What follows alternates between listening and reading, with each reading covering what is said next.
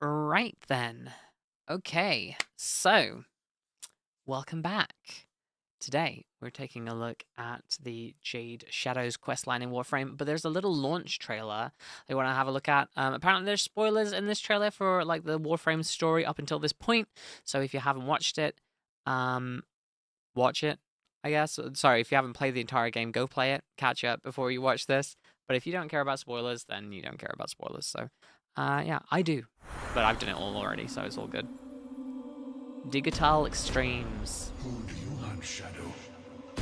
Oh, we get to hear Gianni's voice. Spare their blood.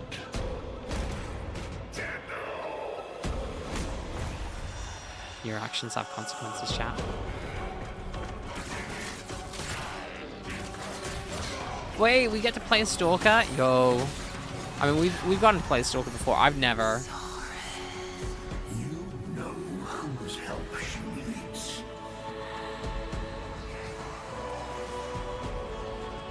Hey, consumer, welcome in. I literally haven't started yet. Drown in your despair. Become the hunter. I wonder if that means Stalker will actually talk. Like with full like talking scenes. Become the protector.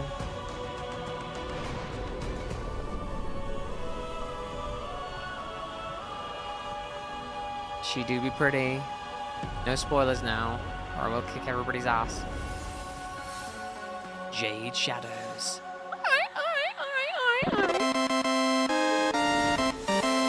What a wonderful end.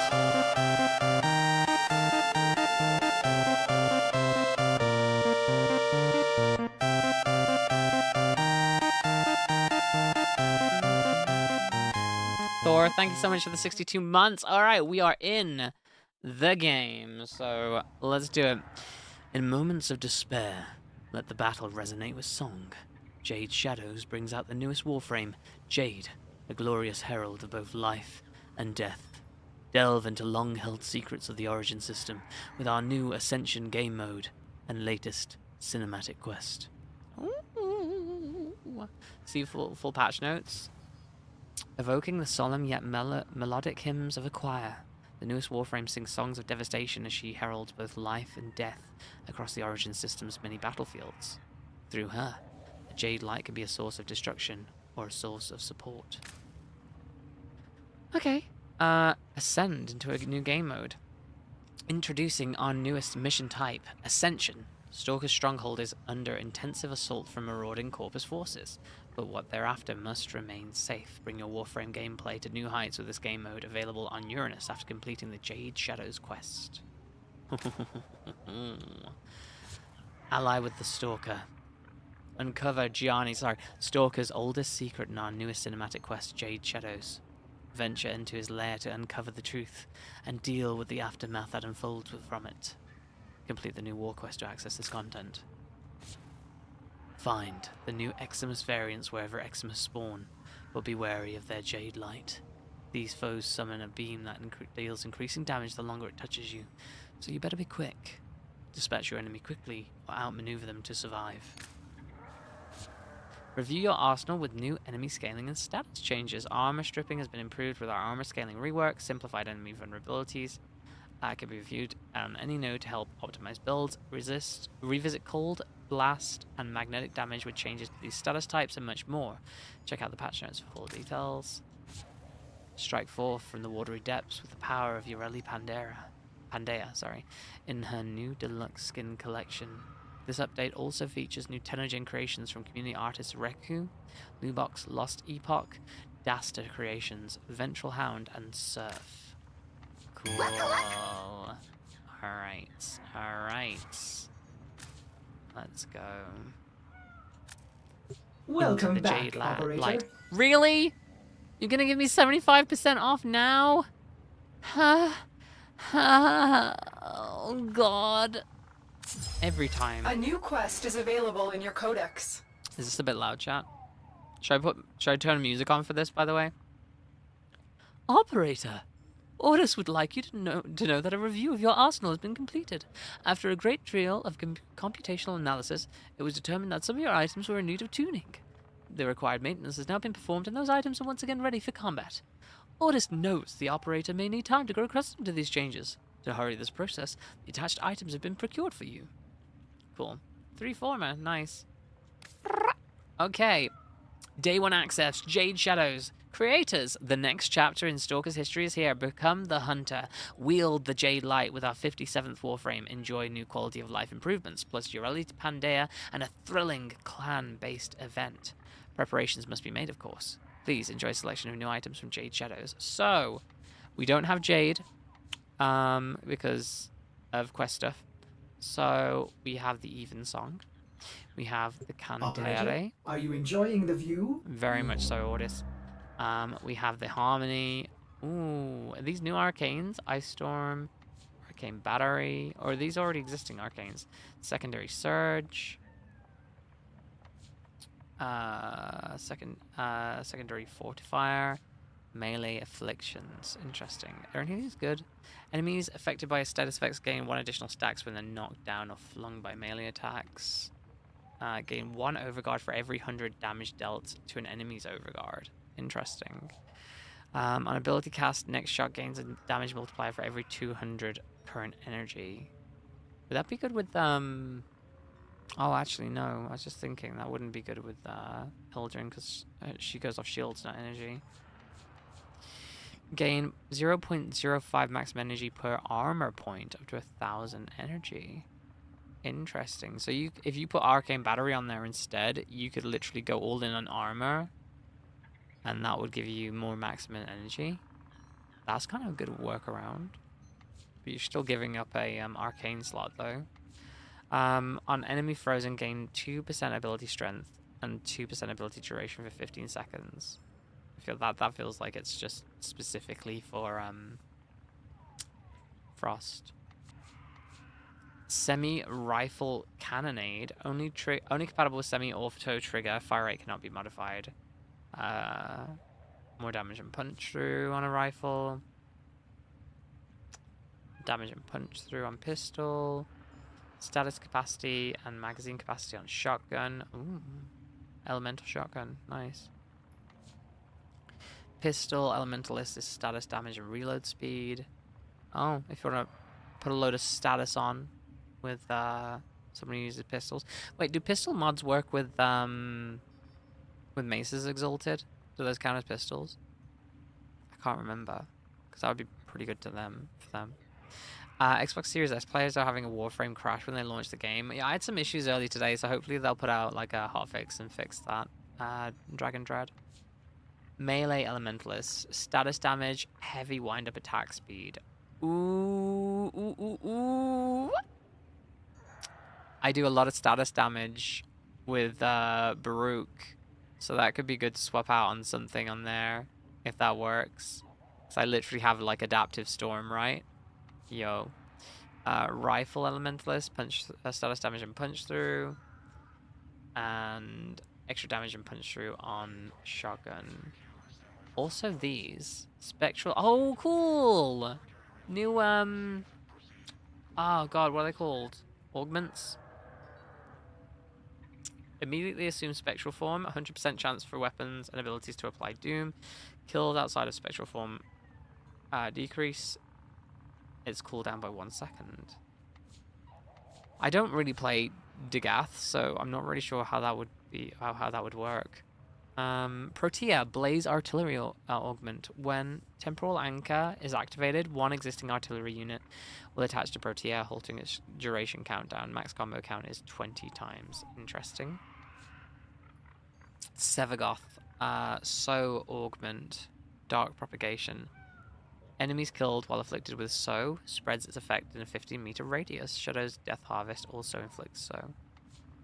Wrecking Wall. Strip 50% of armor and shields from struck enemies. Hitting 5 or more enemies will restart the duration of any Shrinker pillars and empower them. I feel like that would be pretty good for armor stripping with Corvex. The Ureli Pandaea skin too. Nice. No ship for me? No ship? I'll have to buy that ship.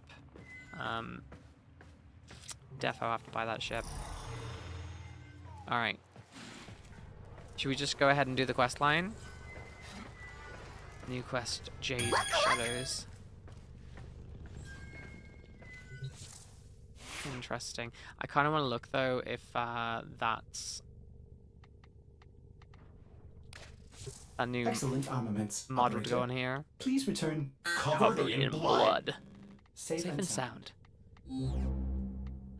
Range. I guess I could get rid of range on this a little bit if I really wanted to fit that new one in. What was it called again? Actually, don't know what it's called. It's new, so it should be all the way at the bottom somewhere. And there's only one of them. Does anybody know what it's called? It's not going to be in a second copy of it.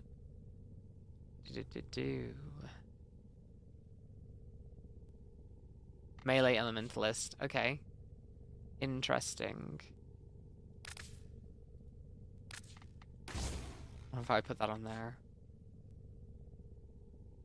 How much status damage would that give me? I've only got 2 left. I can't even fit it on at the moment. I gotta experiment with this at some point and see if we can't put that out on there. Never mind. Was it Jade who has like 2 aura slots as well? Hey, Tenjank. How you doing, hun? Alright. We're gonna do the quest line. We're just gonna jump straight in. I mean, I could check out the other stuff, but we'll do that after we finish the quest, because I want to do the quest first. So, should we have a giveaway running in the background for a glyph giveaway? Is there anybody here who hasn't got a glyph yet? Ooh, claim rewards. Take that. Nice. I make exceptions for till then. Sorry, I just realized I need to turn the music on as well. I don't want to miss out on the music, right? I need to go to the codex too. Music volume. Let's put it on like 80.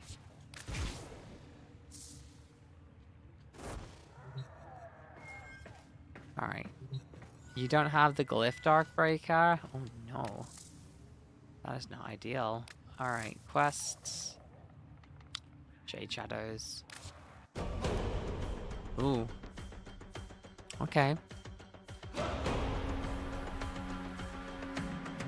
Sounds like thunder. This is your glyph, right? Yeah, we're talking about my glyph. Struggling to understand the oldest and deepest secret from his past, Stalker finds himself allied with sworn enemies on the troubling road toward uncovering the truth and averting incalculable loss. Oh my goodness. This quest contains scenes of trauma related to motherhood. Well, that might be a massive spoiler right there. Jade Shadows will typically take 30 to 40 minutes to complete. During that time, we'll not be able to participate in other Warframe content. Type Shadows to confirm. How's the audio on your end, chat? Is this a bit too loud?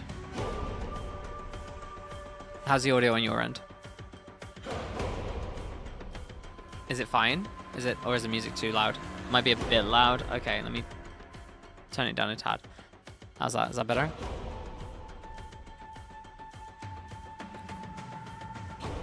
Alright. You don't have your glyph yet? It's really cute though. Thank you, Sarah. Let me get that going in the background first before we commit to this then. So you all can enter while I'm concentrating on the quest. I like the music though, it's very good. Loyalty. Giveaways. Here we go. Miabyte glyph. Copy. Create and start. Alright, exclamation point ticket to enter. Alright, and let's do this. Shadows.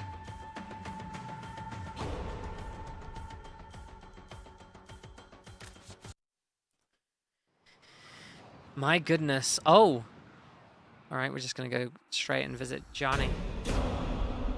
All your dreadlong life, you have lived with despair. anguish, hatred. Oh?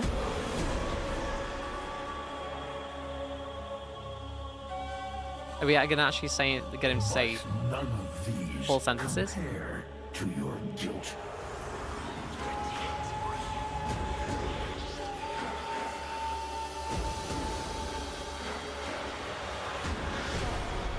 What happened after he got stabbed with, like, the war? Because he's clearly survived.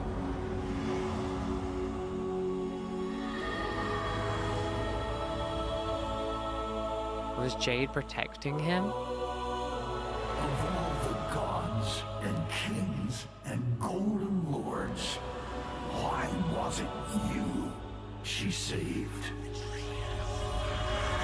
It was us that got stabbed. Oh yeah, no, wait, it was us that got stabbed, and then our Warframe like tore it apart, which made Stalker disappear. Yeah, sorry. Oh god, it's Batman.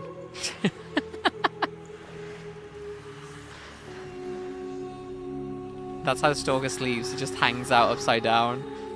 It's ridiculous.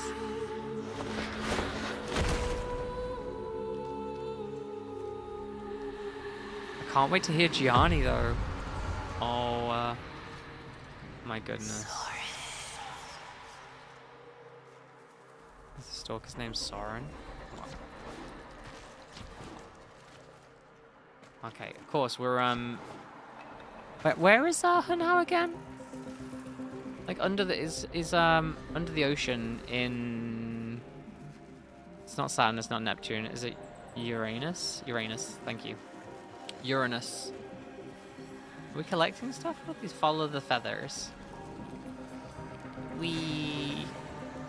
I've never been this up close and personal with Stalker. Damn. Look at that package though. Okay.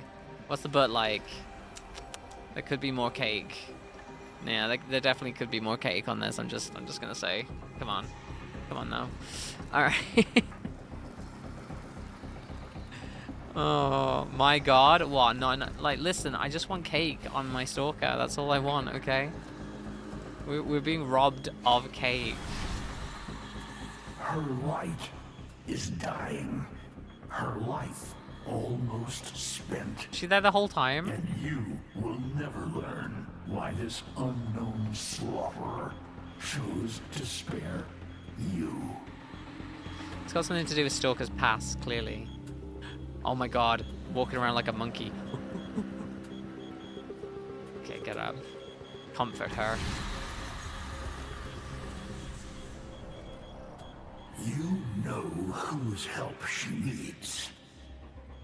Will you let her drown in your despair? You're getting it with Heirloom Ember? Or will you sheathe Yeah, but I don't have the your money to pay hate for heirlooms. and ask them? Oh. First spoken word from Gianni. Never. Love it. You can get the new one with Plat. Oh, can you? Nice. And it's going to be in the game forever. Nice. I love that. Begin mission. I love how he just has his own little Stalker ship, but it's just basically like his own little landing craft. That's so fun.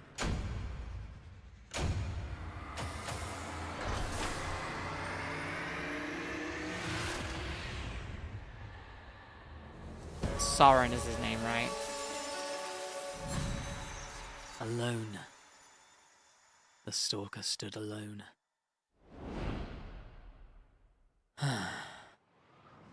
Look at this ship. It's so cute though. Anything but that. Corpus. Spy mission? Oh god. Okay. Still, you delay. You doom the only one you ever wished to save through your own stubbornness. Look at all the weapons! Look at all the weapons! Oh my god! Look at all the weapons! We got the dread! We got the hate! We got the despair. Let's go. Look at the take a look at the abilities in the menu. Yo, yo, yo, yo, yo, yo. Okay. Teleports. Teleport to a target and perform a finisher. If the finisher kills a target, Stalker regains a portion of the energy spent. Stun a target with marked. When target dies, Jesus Christ, look at the warframes. His passive, hold on, his passive. Passive, Stalker's attacks have 300% critical hit chance against enemies who do not see him. Oh, because he's, you know, he's the Stalker, right? Yo. That's so cool. Stun a target when target. Why is it Mag that's getting screwed over? Look at that ragdoll there. That's ridiculous. When a target dies, a portion of the damage dealt to the target is dealt to nearby enemies. Cast a shadow that stuns enemies and obscure their vision, briefly marking Stalker invisible. I love the little videos like showing the warframes getting like hit. It's ridiculous. Punishment.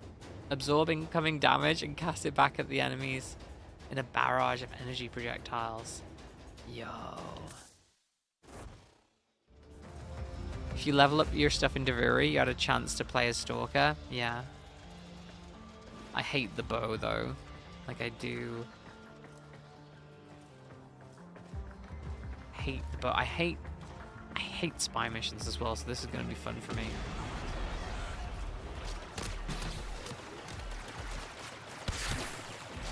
God. Ugh. Okay. What does this do? Oh, Jesus Christ. Can I not? Okay, I can't take those out in the air, clearly.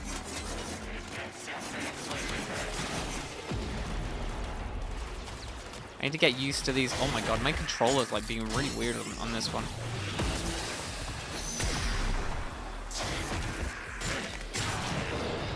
That's a lot of crit damage, Jesus Christ. Alright. Usually not usually a spy mission found, but this was doable. I mean, if I'm gonna be like invisible most of the time, then it's fine.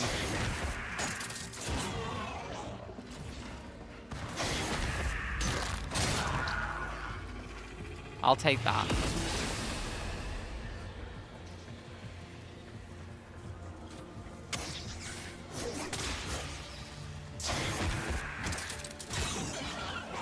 Oh, that's actually quite fun. That's quite fun. I need to re-up the invisibility.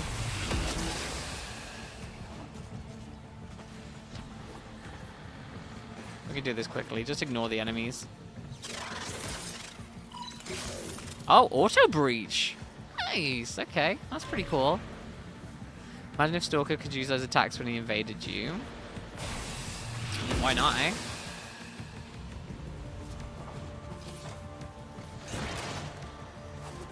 Oh, we're getting up top, are we? I like the music too.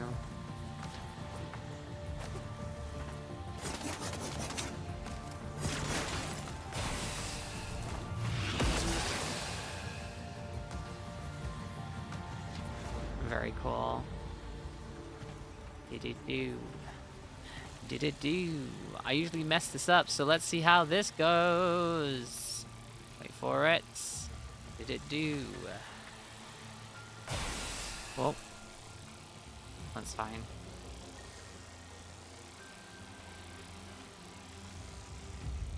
Okay. We good. Auto breach. Auto breach. How did we just Who's this? lose a significant percentage of our bioplasma reserves? Well, hello? Any techs care to run a diagnostic? I love her. I don't know who she is, but I love her.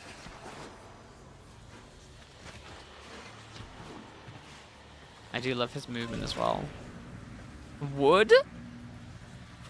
Imagine if Stalker... Yeah. You love her hair. Her hair is ridiculous. Kind of adore it.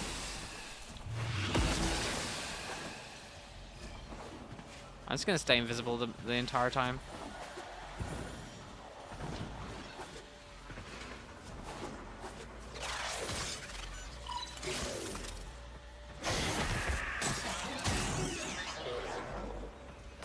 Watch out. Okay.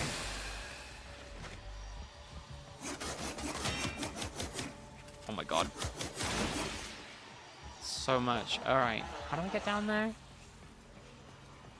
Is there a stairwell? Stairwell. I'm on the highway to Hiffle. My dude, come on. Did I not make it through there?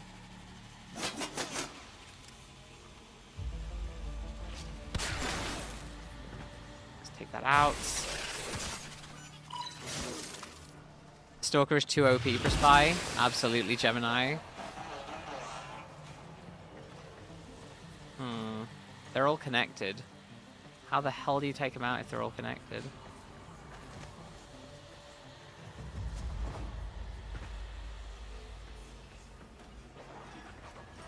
Oh, there's something over there to use.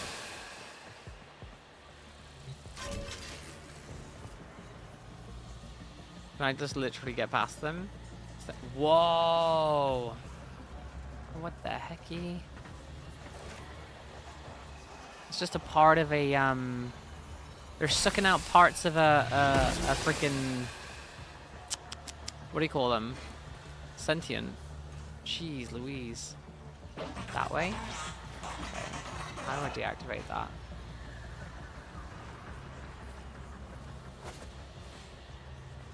Maybe if I could just kill all those together. Like this.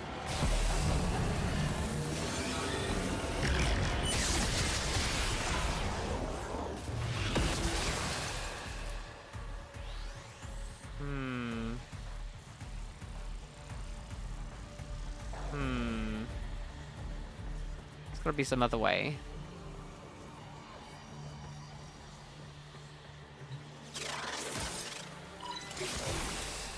Disable security. What? What? What? What saw me? Oh, screw you. I don't know what saw me, but whatever. Hi, Snuffle Waffles. No system fault. We've got an intruder. Ugh, triple robotic security on all vaults. You did the nice thing. I just wanted to see her suffer. What? Glyph giveaway is currently underway. Yeah, exclamation point ticket. In chat.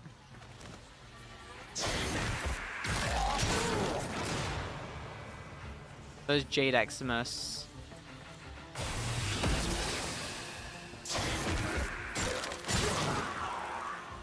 I rather like that. That's one of my favorites. That's like the one. That's pretty cute.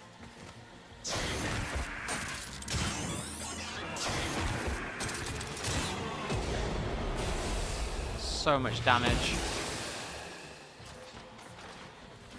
I like how the Stalker can just basically get anywhere.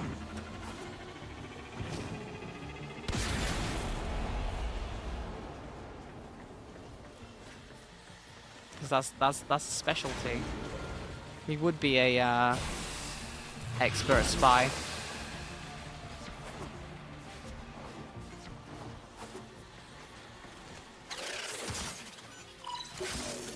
Was probably the camera. I don't think the camera saw me though.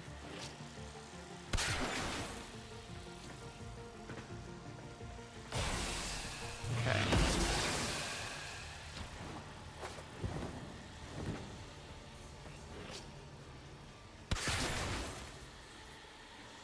We'll go this way. Oh, wait, no. We won't go that way? I don't do spies very often, chat, so you'll have to forgive me. Not being amazing at this.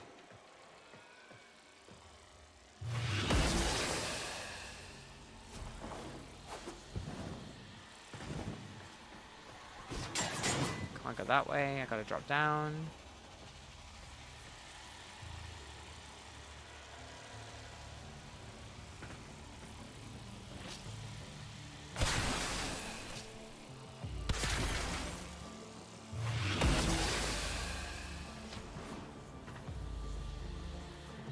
easy.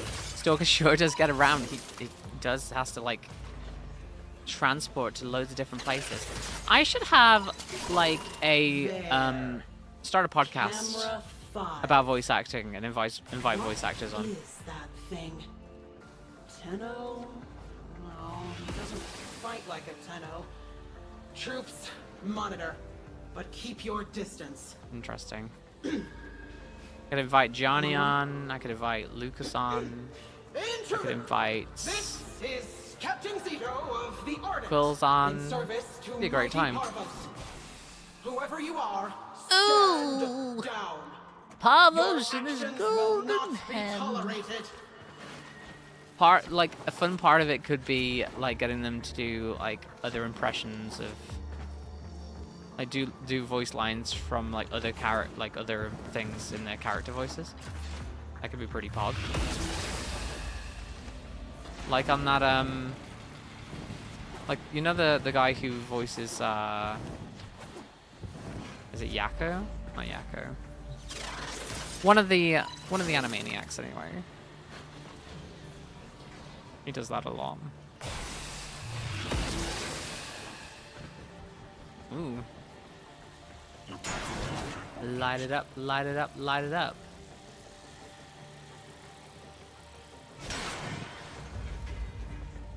Yakko? Is it Yakko? Okay.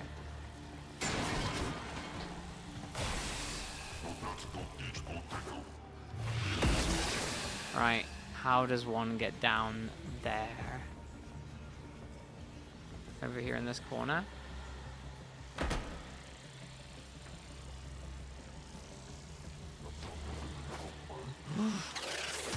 That could have been bad. Well done, whatever you are. It seems you have what you came for. Mm-hmm. But why? He's a what? Who's playing Captain Read that Zeto? entry again, Ensign.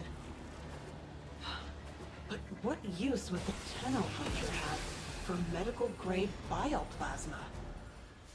Track him.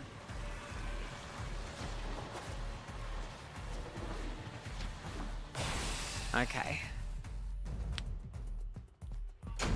I'm looking forward to TennoCon this year.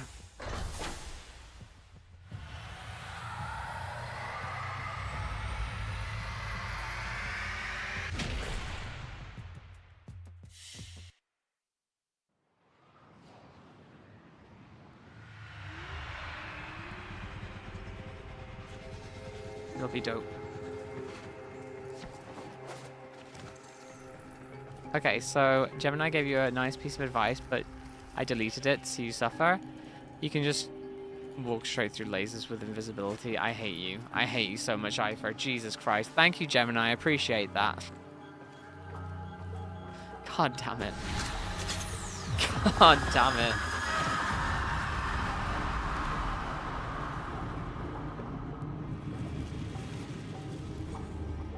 You see? Futile.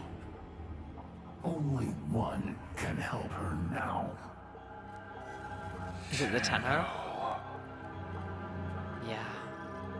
Beard the beast in its den. You know the path of old. God.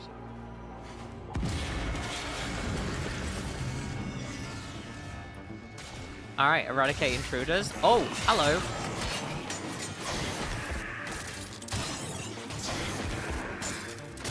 I just really like this. This ability's so fun. Uh-oh. Oh, never mind.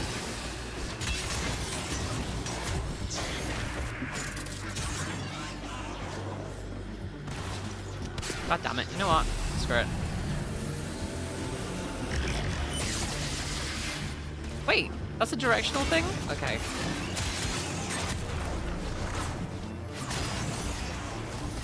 I'm stuck. I'm stuck. I'm stuck. You tried. You did try. And trying is like the half the battle. Whoops.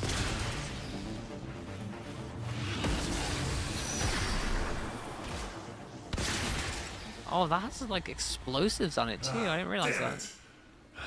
signal lost. Board landing craft. And kill them all. Okay. I do really like the design of this mission so far, though.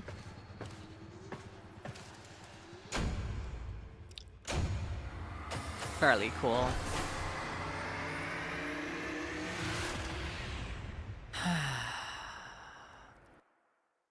Can't wait to... Oh, God, I can't wait to talk with Gianni about this. I want to pick his brain. Operator? Did you disable the security grid? Oh my God. Wait, are we in our ship? Where's all our stuff, if that's the case? Evade the Cephalon? Oh no! Whoever is there, step into the light. That's so funny. Or it's just like acting as security while we're gone. Clearly. Otis assuredly heard something just now. This is so funny. Who's there? Operator? Umbra? Wait, do we have to wait for him to open the door? No. Otis assuredly heard something just now. I guess we gotta wait for him to open the door. No. No! I've got no abilities. I'm unarmed. I'm assuming I can get super close as long as he doesn't turn around on me.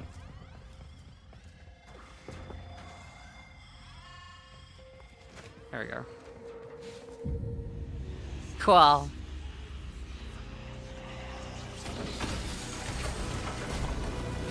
Oh, damn. Whoa. That's like my old operator design. I haven't Last used that guy in a who while. tried sticking me with a blade, things didn't go so well for him. Haha, bastard. Stay calm, Operator. Urgent! Wait. Ortis, I don't think he's here for a fight. Yeah, it's been a while since I've seen my operator.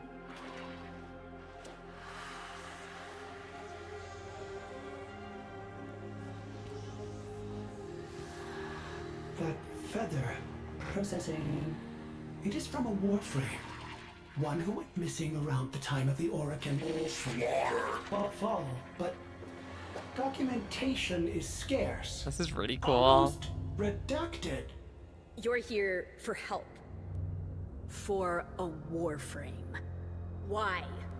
You hate warframes. Unless... Is this one... like... you?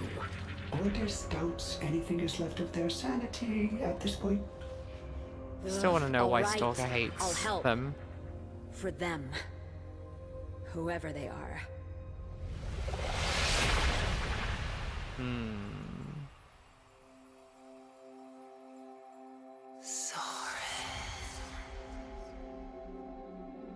Is there baby mama? Their baby mama. Tenno killed his master. Strange.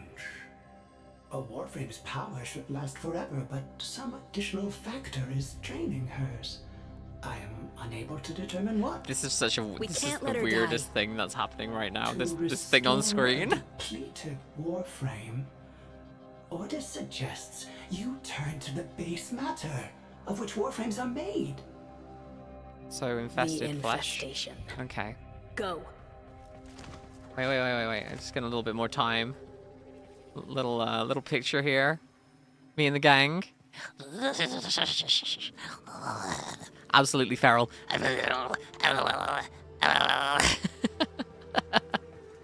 the music plays. What did you do with all my stuff, Stalker?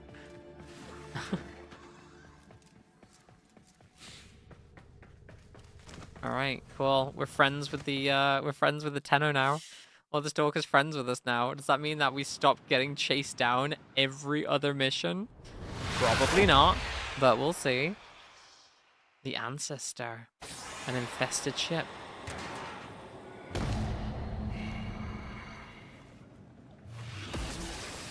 If If you're serious about Alright. saving her, you need to spill a lot of infested blood. Okay. She needs cortichrome. And that has to be harvested directly from a juggernaut.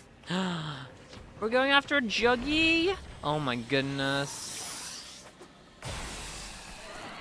That's so interesting. And we only need, like, the Stalker just opens up those doors by himself as well, which is great. He's on a derelict. One of the old Corpus hulks off Eris. Find me the cargo manifest. I want to know what he's searching for. Okay. You find out this Stalker's just a thief. Every time he visits, random stuff just goes missing.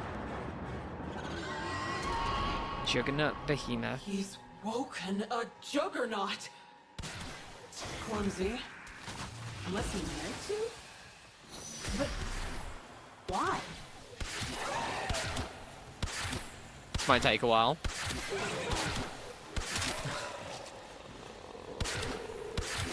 Oh. Don't mind me, I'm just applying slash damage.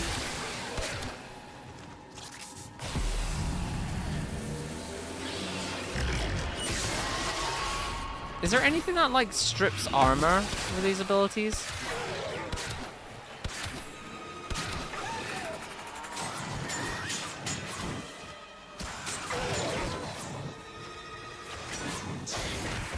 I can't use that on him.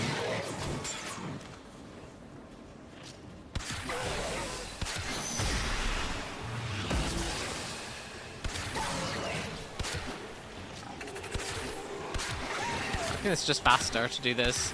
To spam these arrows. Can't hit him in the hide. Has to be in his head. Or vital areas.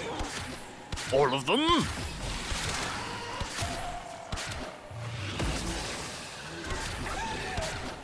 All his vital areas.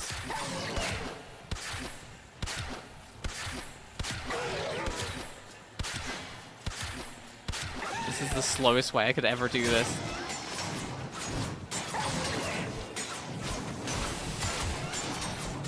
Alright. I got it. Just stand there, go. Was there a faster way of doing that, chat? We have of saving her. Wait. Bioplasma. Now cortichrome. Could it be he's playing doctor? Yeah. There's a warframe at the It's more likely than you think, Captain I'm Zedo. sure of it. Alert the sisterhood. No. Alert Vala herself. Right. I want to deliver this asset to her personally. Use the scythe. Look at the damage. The damage is ridiculous. Oops. Use a combination of dread and hate. I didn't give them despair. Shall I give you despair? Despair of what? This pair of pants!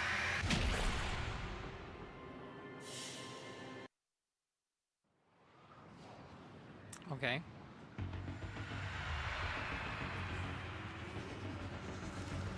And we're back. But if they tracked us here, can they not just, you know, like, come after us again? She's worse. We can buy her a few more minutes. But she's not gonna make it through this. Try. You don't understand. Whatever's been draining her, it's It- speeding up. It brings up my And name as she's not Miabyte. fighting it. That's so weird. Instead of like Tenno. I should have just said Tenno, not necessarily Miabyte. That's so weird. Thanks for my login name being... like, imagine if your login name is super weird.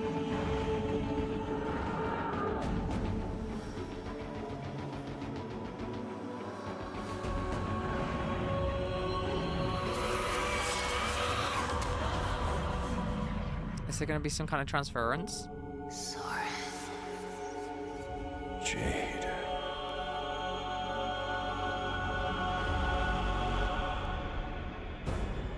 Oh, hold A. Oh god. Oh no.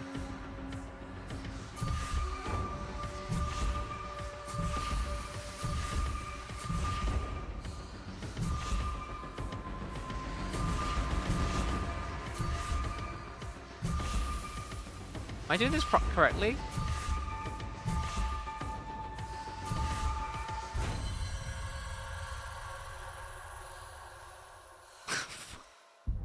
That's very confusing.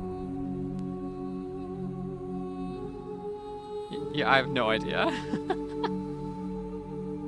I just pressed the A when it went past the thing, but it said hold A, so it was very confusing.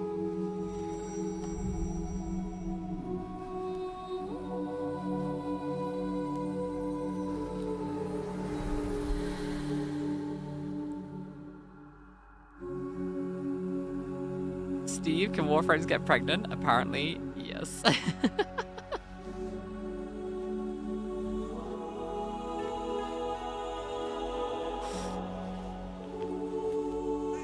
Oh my god, it's a baby! What the hell? What is happening? What is going on? What is happening?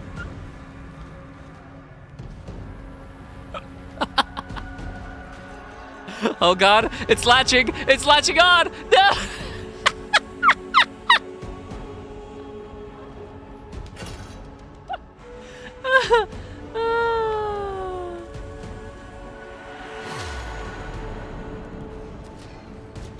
What is happening?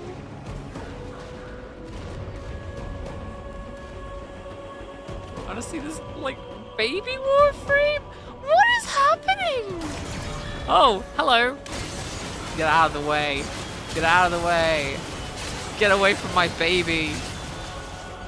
Call me Norman Reedus, because I got a baby now.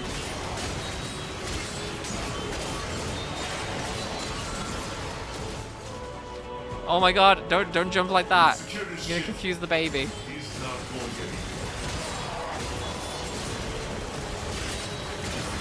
It's a newborn, you shouldn't be bullet jumping.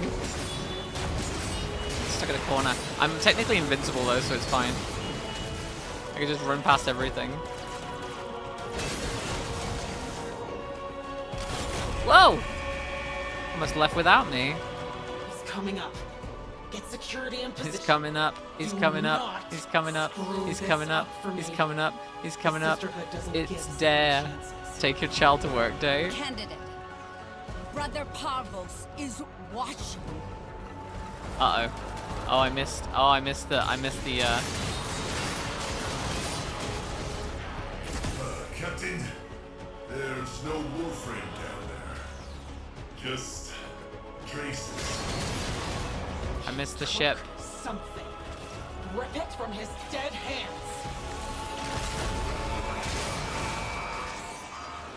Where am I? I did a bad. Wee boing. Oh. Well, thanks for. Oh, cool. That's a cool little thing if you fall off. I like that. Dead frame. It was just Father's Day, to be fair. Is that why they brought it out this week? Because it's Father's Day on Sunday. Happy Father's Day. I just get a screenshot of that part from the quest and just put Happy Father's Day.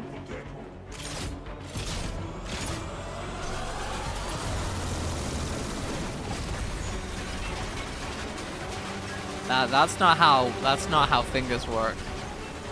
His hands should be flat because his fingers are getting absolutely destroyed there. Would have been hilarious if after this you got marked. The message just says, I've been up all night with the baby. Just don't do that again, okay?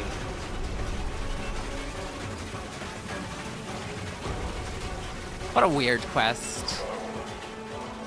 I mean, wonderful, but weird.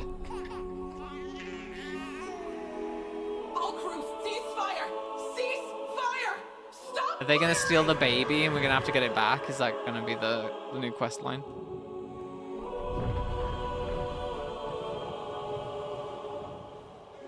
The new game play thing, the precious thing. not. Oh my god, the little shrimp!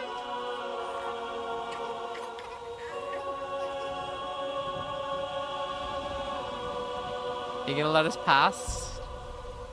Or are you going to die? Move out of the way. Yeah, they had to come together so they could move out of the way. This is like I gave birth to Christ. Come on, this is like a Christ allegory.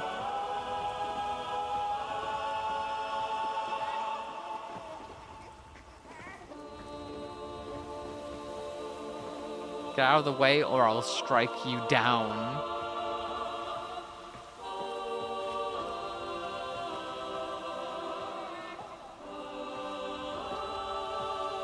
Yep, you made the right decision there. Like, wouldn't they want that baby, though? Wonder how terrible the terrible twos will be.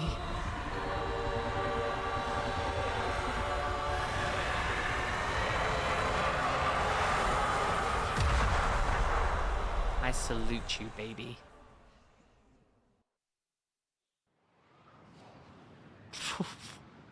What is happening? We on Lua? We gotta go see Lotus? With my little baby frame? Oh my god, my little baby frame. This is so weird. Doing flips with my baby frame. You're going to be a father, Soren. Oh my god, wait, was she pregnant when she was made into a warframe? That's ridiculous if that's the case. But, Phillegums, if the Lord's found out... Wow. Wow, look at these gold pods. I don't remember seeing gold pods before. Also, it's nice to see, to hear Gianni. You'll take care of us. With a Rego Always. voice. Won't you?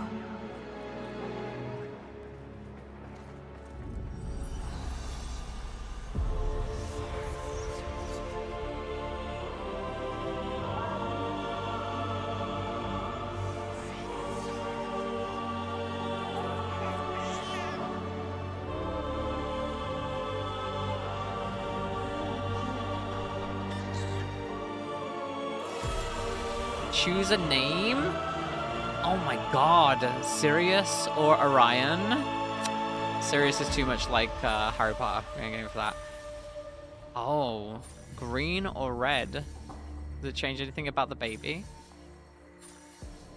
Listen, I'm a Men in Black fan, so the galaxy is on Orion's belt, right? This is Stalker's choice. Name your child Orion.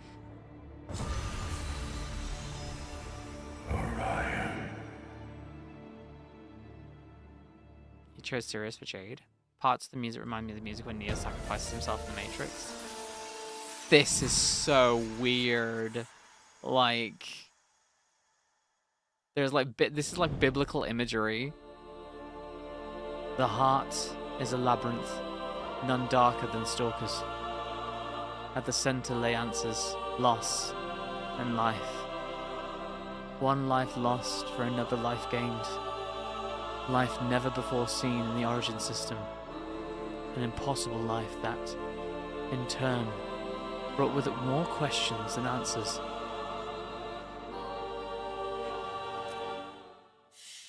Y'all can't be serious, right? I don't know, I like Orion. Orion's a good name. Tenno, the shadow has fled. His lair is silent and empty.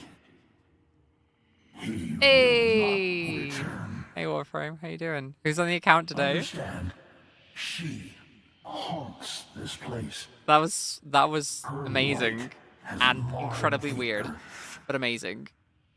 She whispers in the sleeping machines. Through the disintegration of her flesh, she lives on. Few of us are watching, but Zach's on chat. Hell yeah. Void-scarred womb. Well done. I entrust Jade to you. He would not have wished this, but she would. God damn. I remain. So many questions, though. And terrible. Oh no. Like, so many Operator, questions. Do you know which finger the Corpus used to count their money? The index. I swear to God, Ordis, this is not the time. This is not the time. Oh, God. All right. That was fun. That was a lot of fun. Yeah. Honestly, my favorite part. Listen, no, not downplaying anything on DE's side. I love you, DE, Digital Extreme. I absolutely adore you. But it was just really nice hearing Gianni give a performance in a video game, because I've not played a video game with Gianni in it before. I have to chat with him about this. Obviously, the things that he can share anyway. I'll have to chat with him about this at TennoCon. It'll be fun. Oh my goodness. TennoCon's going to be so much fun, chat. Is anybody here actually going to TennoCon? I'm going to be there, if you haven't realized already. I know Quill's going to be there as well. Voice Quills. Ben Starr's going to be there. That's going to be a lot of fun. He says he owes me a drink, which is nice. And yeah, it's going to be a massively awesome time. But what do we have here then? Okay, that was just everything that I now said. Awesome. So we got the Jade blueprint. Nice, nice. I'm guessing that we have to play the new game mode to get all the neuroptics, chassis, systems, all that good stuff. Stalker lair scene. Awesome. Alone portraits. United portrait. I don't know where I'm going to put these, actually. I haven't seen this United portrait yet either.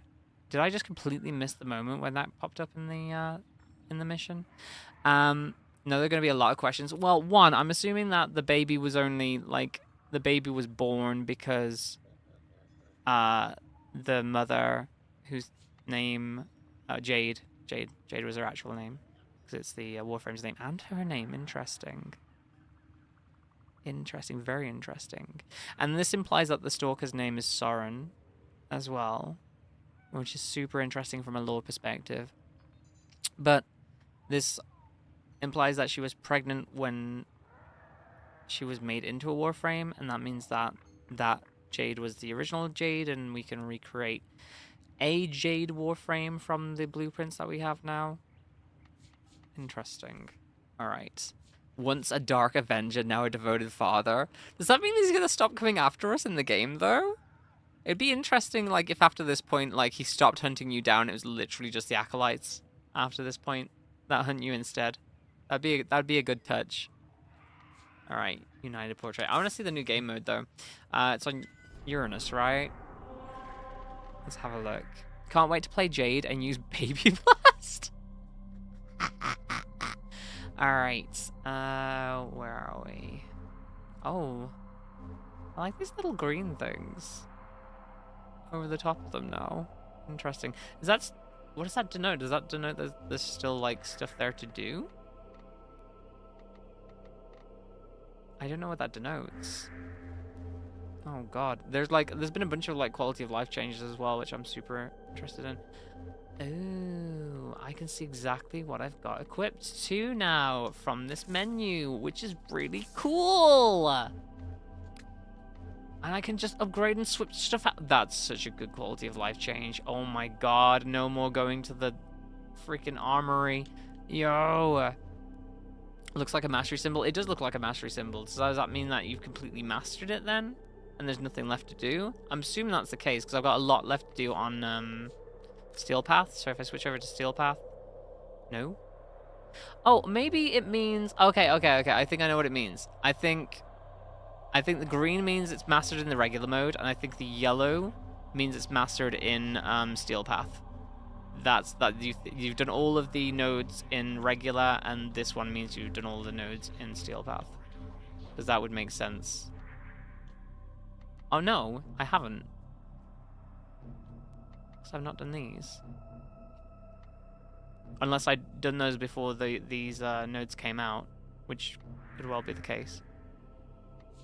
Can't wait to see a cosplayer dress up as Stalker carrying the Jade baby in a #1 dad cup. Yo. I love that. Oh my goodness. Okay, 10 items ready to claim. Let's see what items got to claim. Real quick. Grab these, pop them in. Yeah, we will do that giveaway now, actually. Because we've moved away from doing bonus things for subs. So, also, does that mean I can make Protea Prime now? Hold on. Let me just double check, chat. Because I'm pretty sure that was the last part I needed for Protea Prime.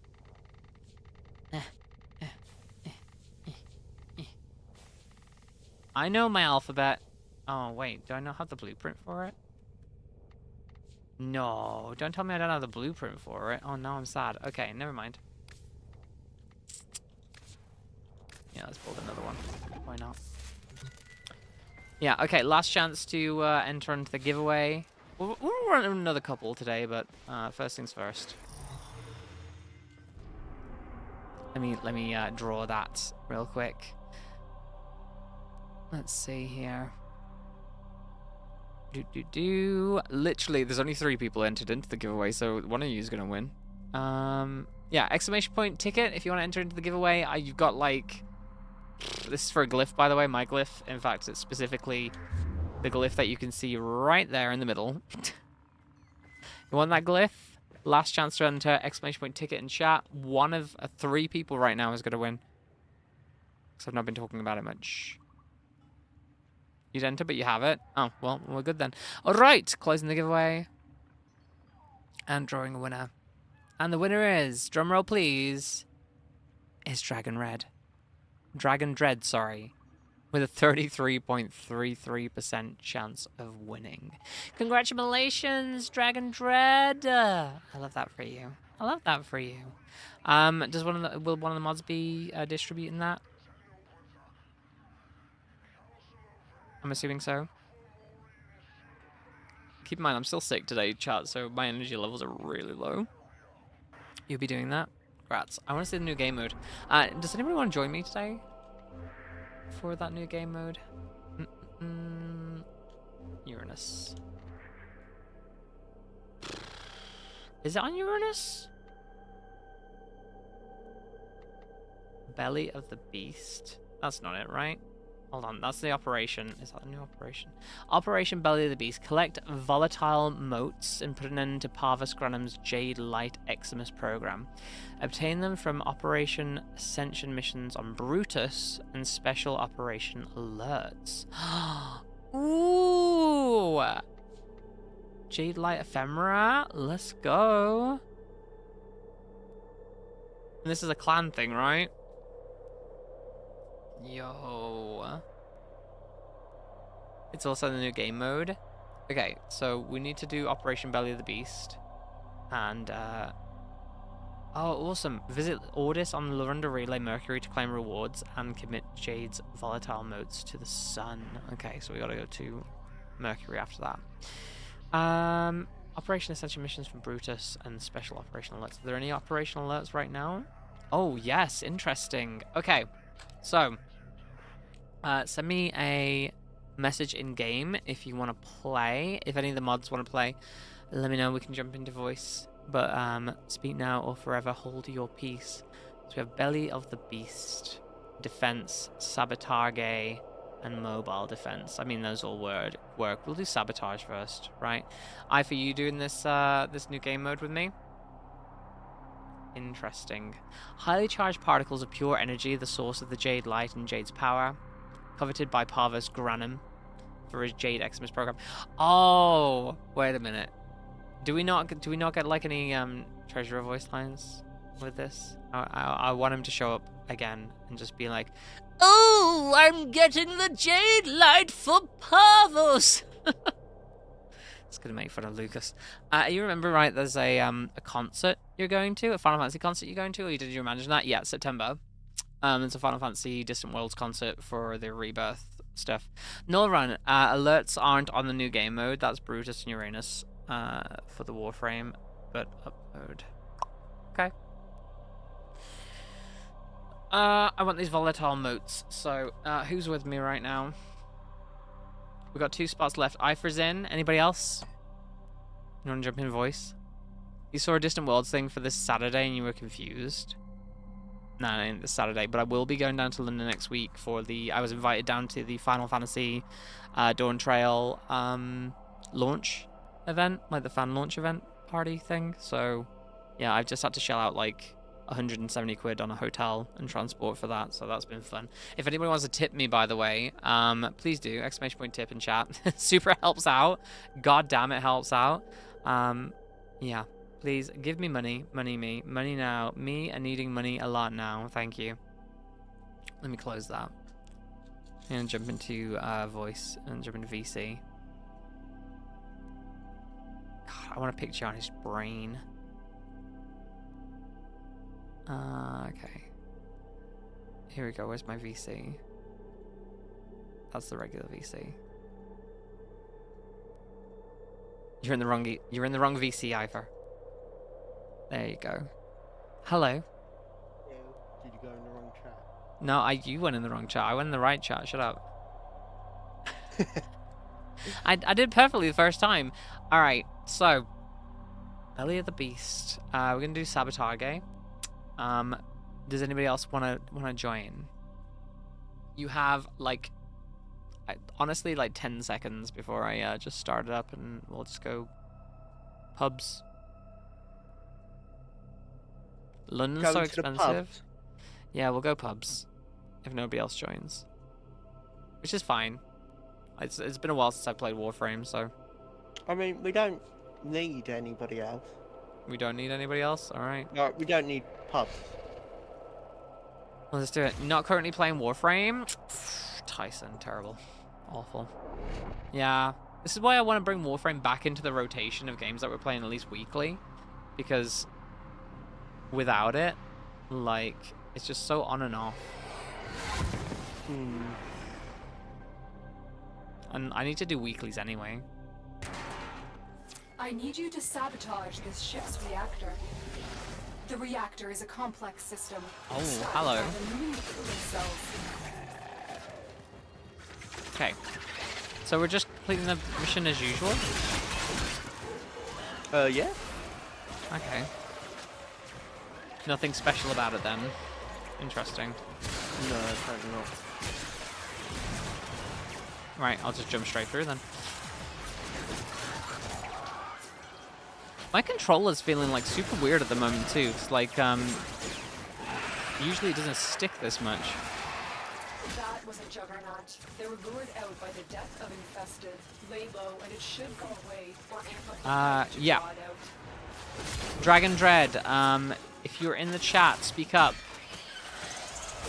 We might I'll just have to redraw it if they're not in the chat.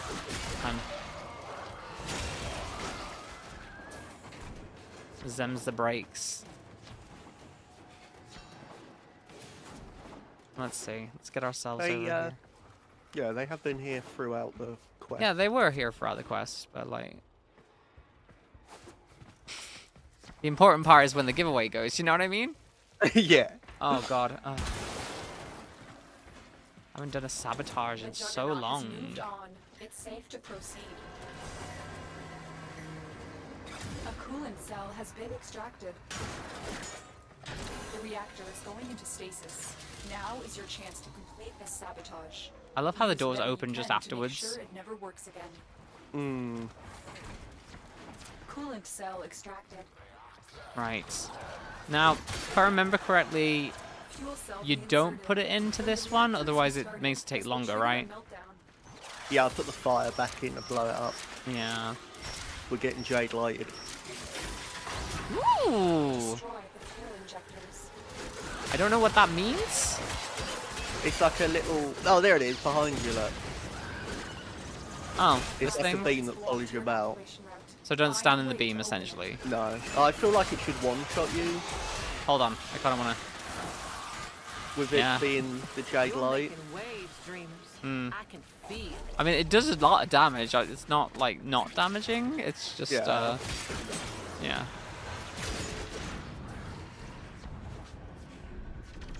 Interesting. Well, again, like, the Jade Light is supposed to, like, execute regular, like, people, right? Yeah. Not necessarily Warframes, like, instantly. so especially not ones that are armored up much. You can't eat that. Sorry, babe. No, don't eat that. Drop that. I had bratwurst earlier, because I wanted to try it, and Machi's like, I'm gonna eat the sauce out of the bowl, which you can't have. But it's like a weird tomatoey curry sauce, which is very odd. Has anybody ever had bratwurst in chat? Sounds like a condition. I'm assuming Tyson has. Tyson, you're German, right? How could you not have it? 10 modes. Bratwurst, sorry. Bratwurst. Am I saying it wrong? Bratwurst. Watch it sitting on top of the computer. Bratwurst is good stuff. This bratwurst that I have, not so much, but... what's it supposed to taste like? I'm not sure if I'm a fan of, like, hot dog casings. You know, like hot dogs? Hot dog sausages. I prefer, like, regular sausages. Hot like dog casings. You know, like hot dogs with their, like, that regular casing, the pink hot dogs? I prefer sausages, just, like, straight up. Because, like, hot dogs have, like, a weird texture. It's kind of like you're eating rubber. You know what I mean? I get that. Tomatoey curry sauce means you had currywurst. Oh, I had currywurst. What's bratwurst, then? What's the difference? Richmond sausages are the best.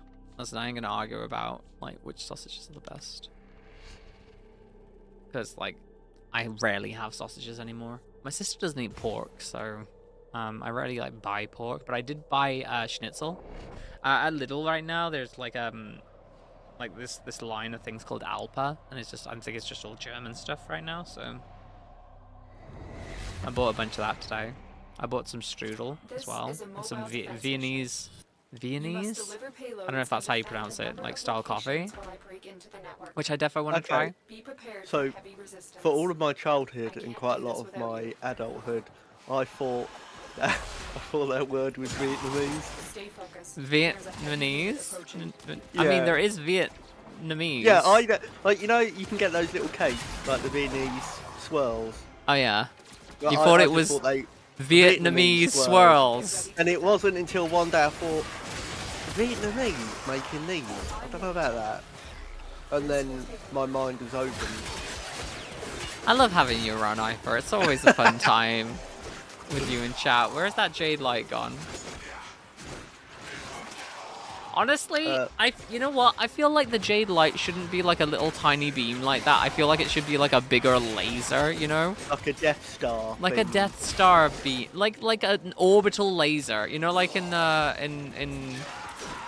Helldivers 2, where you throw the laser down and then all of a sudden it's like just scorching the earth. DE, if you're still watching, change it. Make it thicker. I guess to DE, sizes and everything. Yeah, I know, but I want some thick beams. Look at that. Look at that. I want a thick beam. It's not necessarily about how long it is. It's about how girthy the laser beam is. All right? Yeah, that's all I'm saying.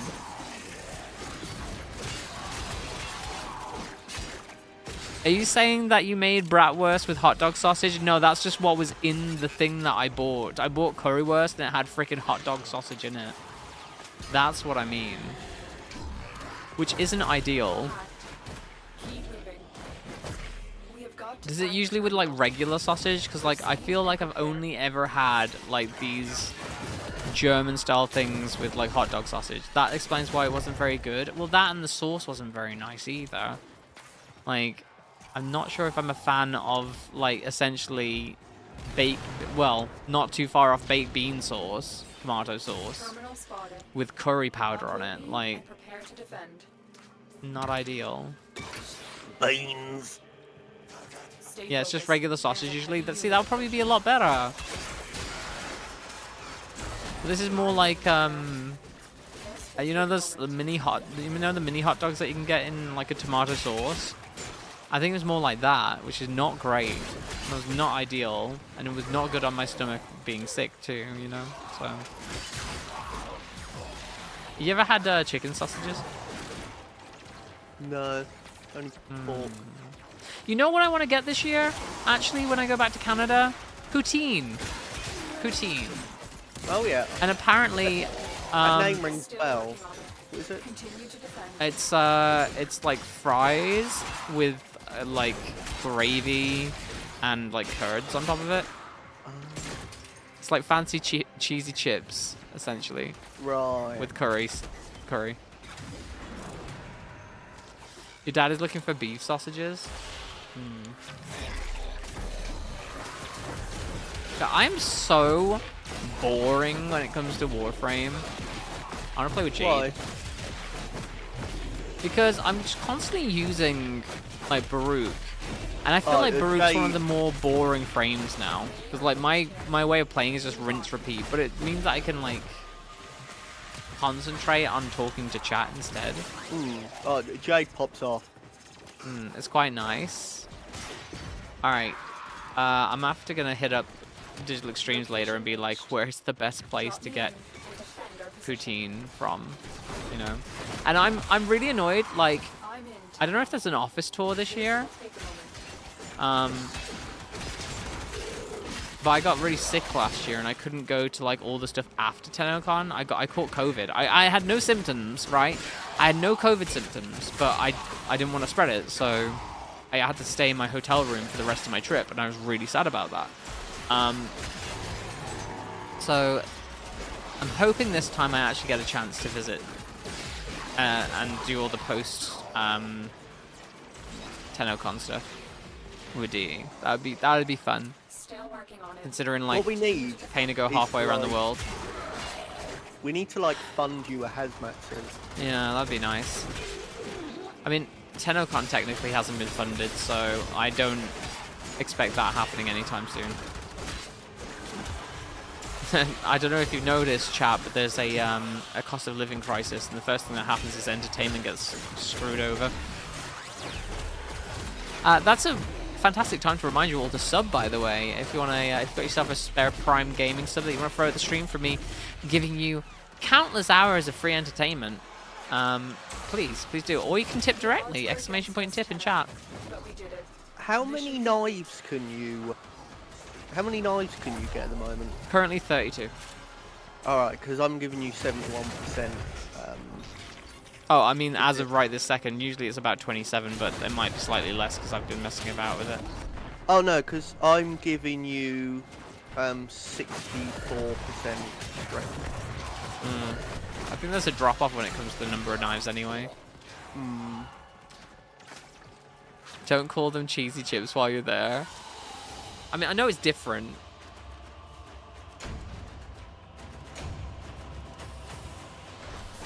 But at the same time, we need to get the rest of the clan involved too. In this, is there stuff to build for the clan? It just said you have to hand them in at the Lorunda Relay. Want to redraw the giveaway? Sure, I'll redraw the giveaway. Why not? You can build one of the things.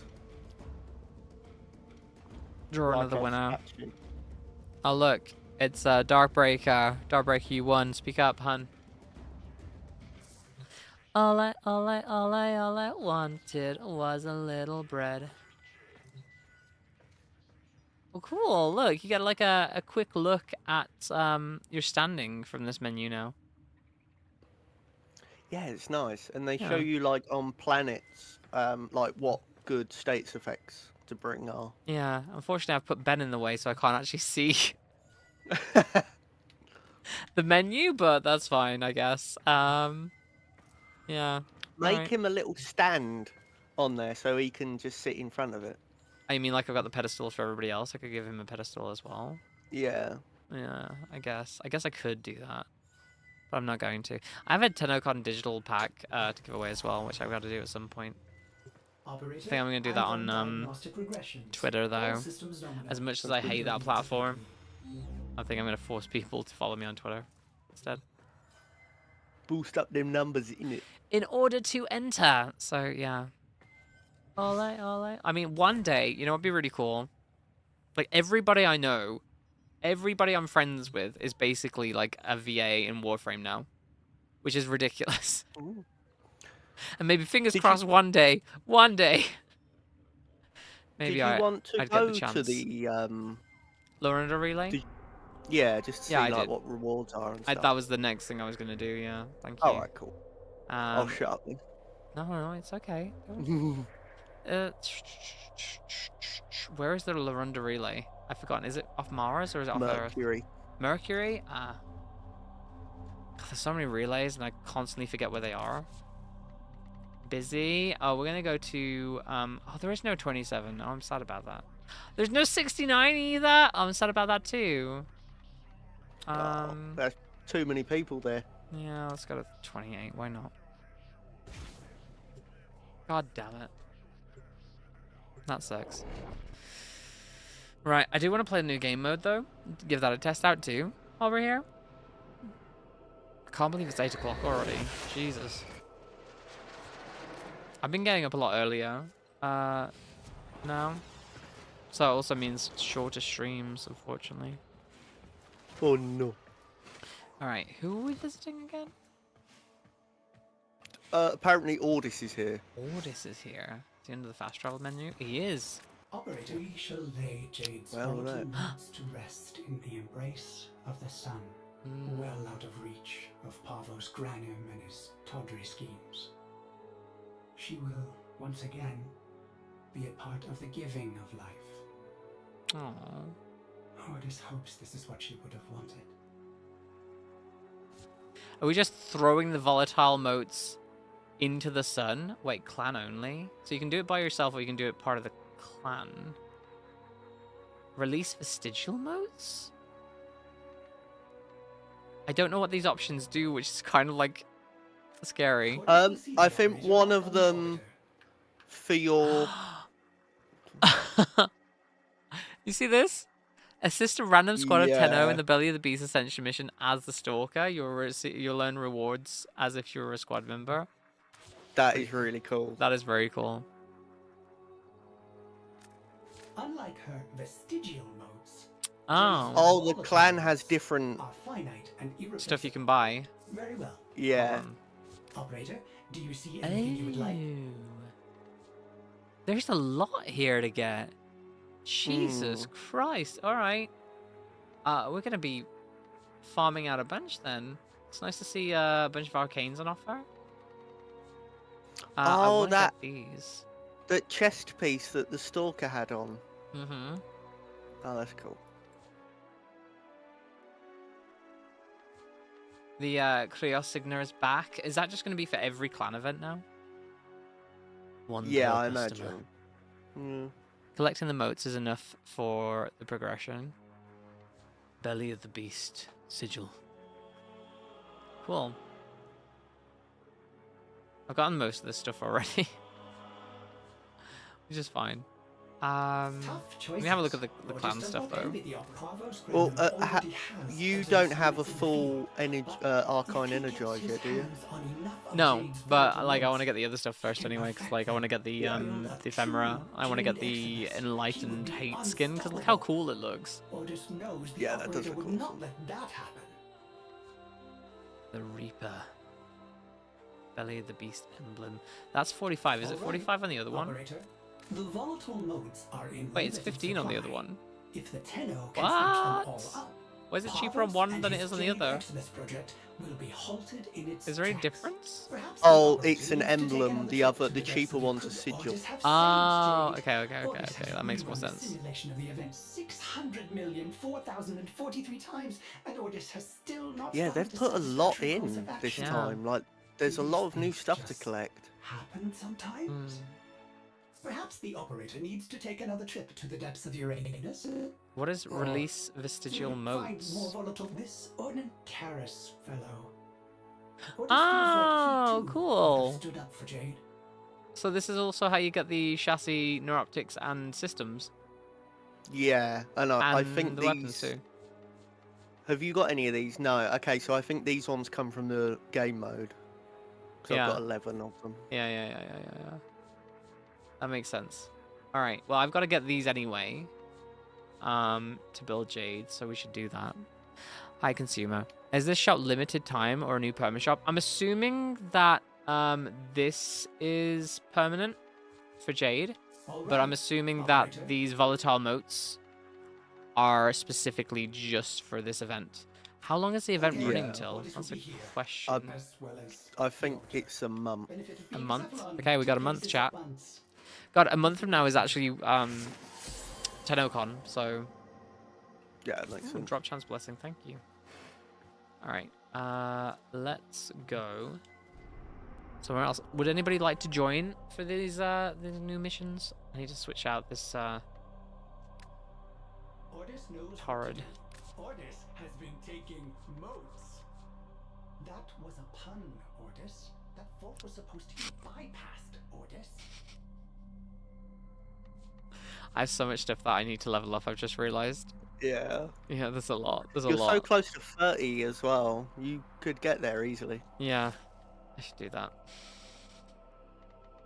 So I want to get that that mastery stuff at some point as well. The mastery merch. Did you bring modes? Pandero, is that fully upgraded? I'm so far behind everybody else. Oh, it's not even there. Wait. Wait, where is the Pandero? I literally just had it. For so long it is Does it not appear if I don't have it equipped? Together on the orbiter. Curious. Let me swap that and see if the Pandero is there now. Many other people. Yeah. Oh, that's fully upgraded anyway, so we're good. Alright. Right then. Let us do the Operation Ascension missions on Brutus. Okay. Brutus. Brutus it is. You could, Null? Okay, send me a message. Send me a message in game, and I will be part of it. I'm gonna be really annoying. I'm gonna be super annoying when it comes to like certain stuff. No, I'm gonna be messaging Zach later. I'm gonna be super annoying. Jade's dash is really goofy. I love it. Wait, do you have Jade already? Those modes coming, Yeah. operator. Oh, nice. But did you just like outright buy her? Yeah. Oh, okay. Cool. Supporting. But I Warframe. still need to farm her for the Hellman. Yeah. All right, we have one more spot. If anybody else wants to join, Gemini, volatile mode shops are temp. Vestigial will stay. Yeah, that's what I figured. In fact, that's what I said. That do be what you said. That do be what I said. Right. So, these are the I need to get up to the. So you need to get up to this to unlock the ability to purchase these. I imagine. fighting to protect. These Yeah. ephemeras. Yeah. Some of them have even been That's cool. We do have space in our clan if anybody wanted to join as well. I'd have to sort that out. Right. Let's just start it up then. Brutus on Uranus. Brutus. Where are you? Is it just this one? I'm guessing. I Yeah. don't see anything else, so yeah. Yeah, that's it.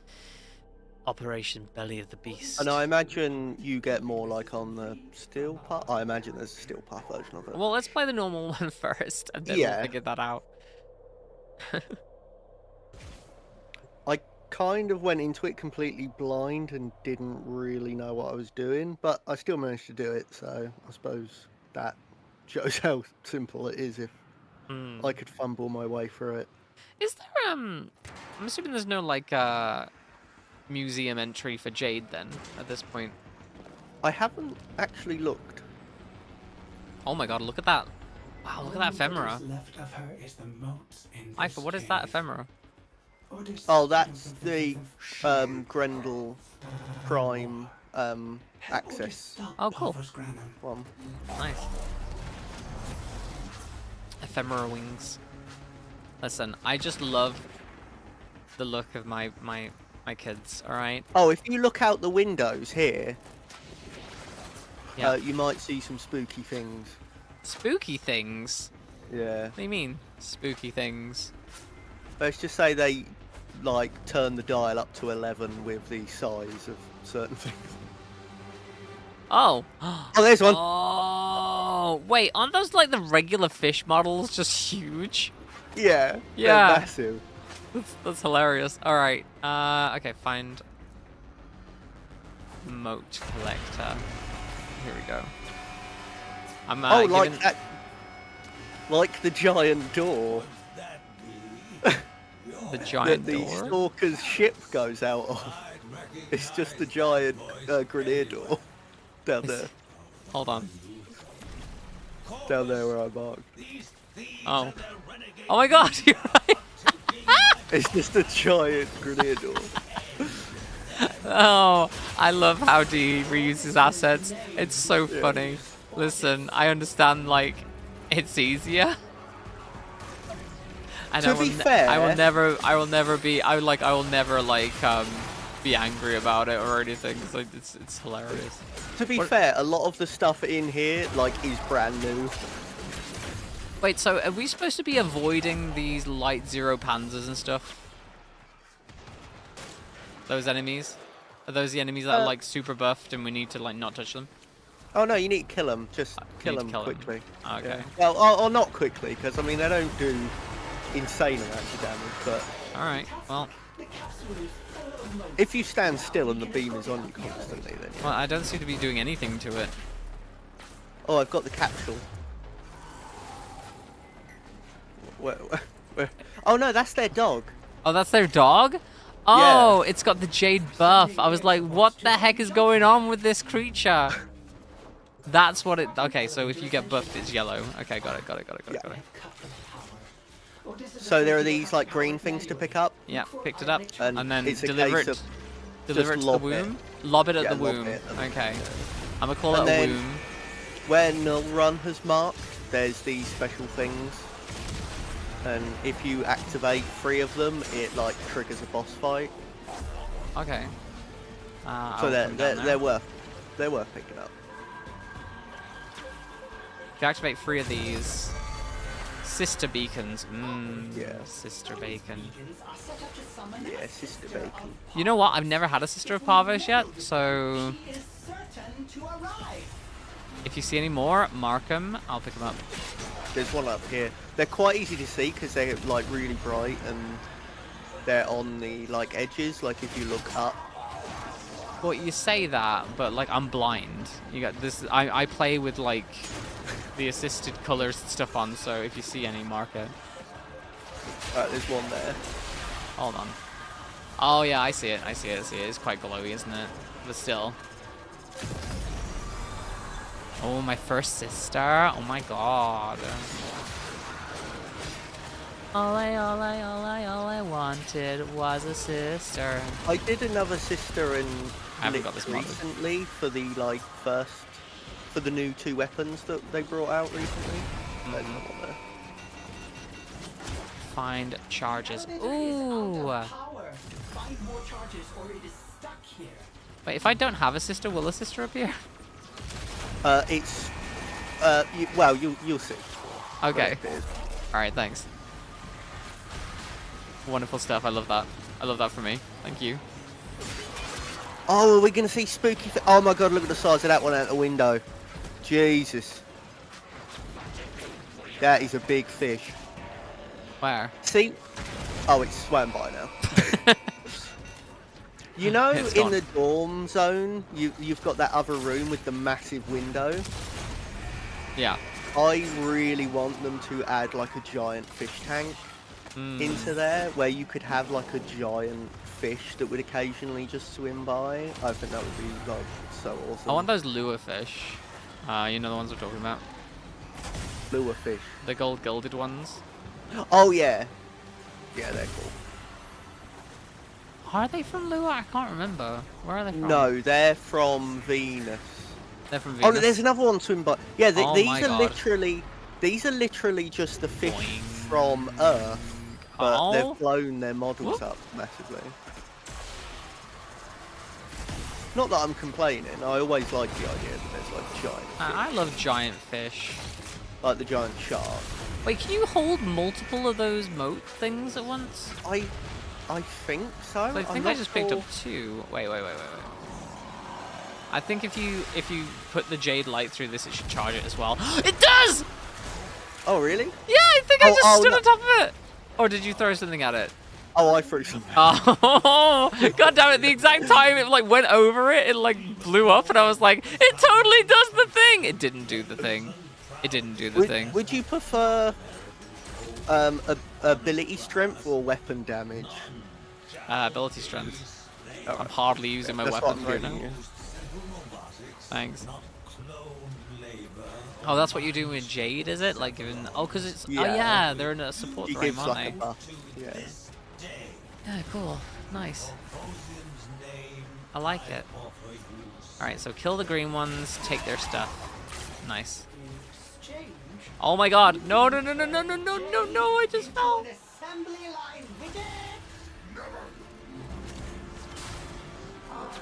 Where's the next bouncy pad? There's the next bouncy pad.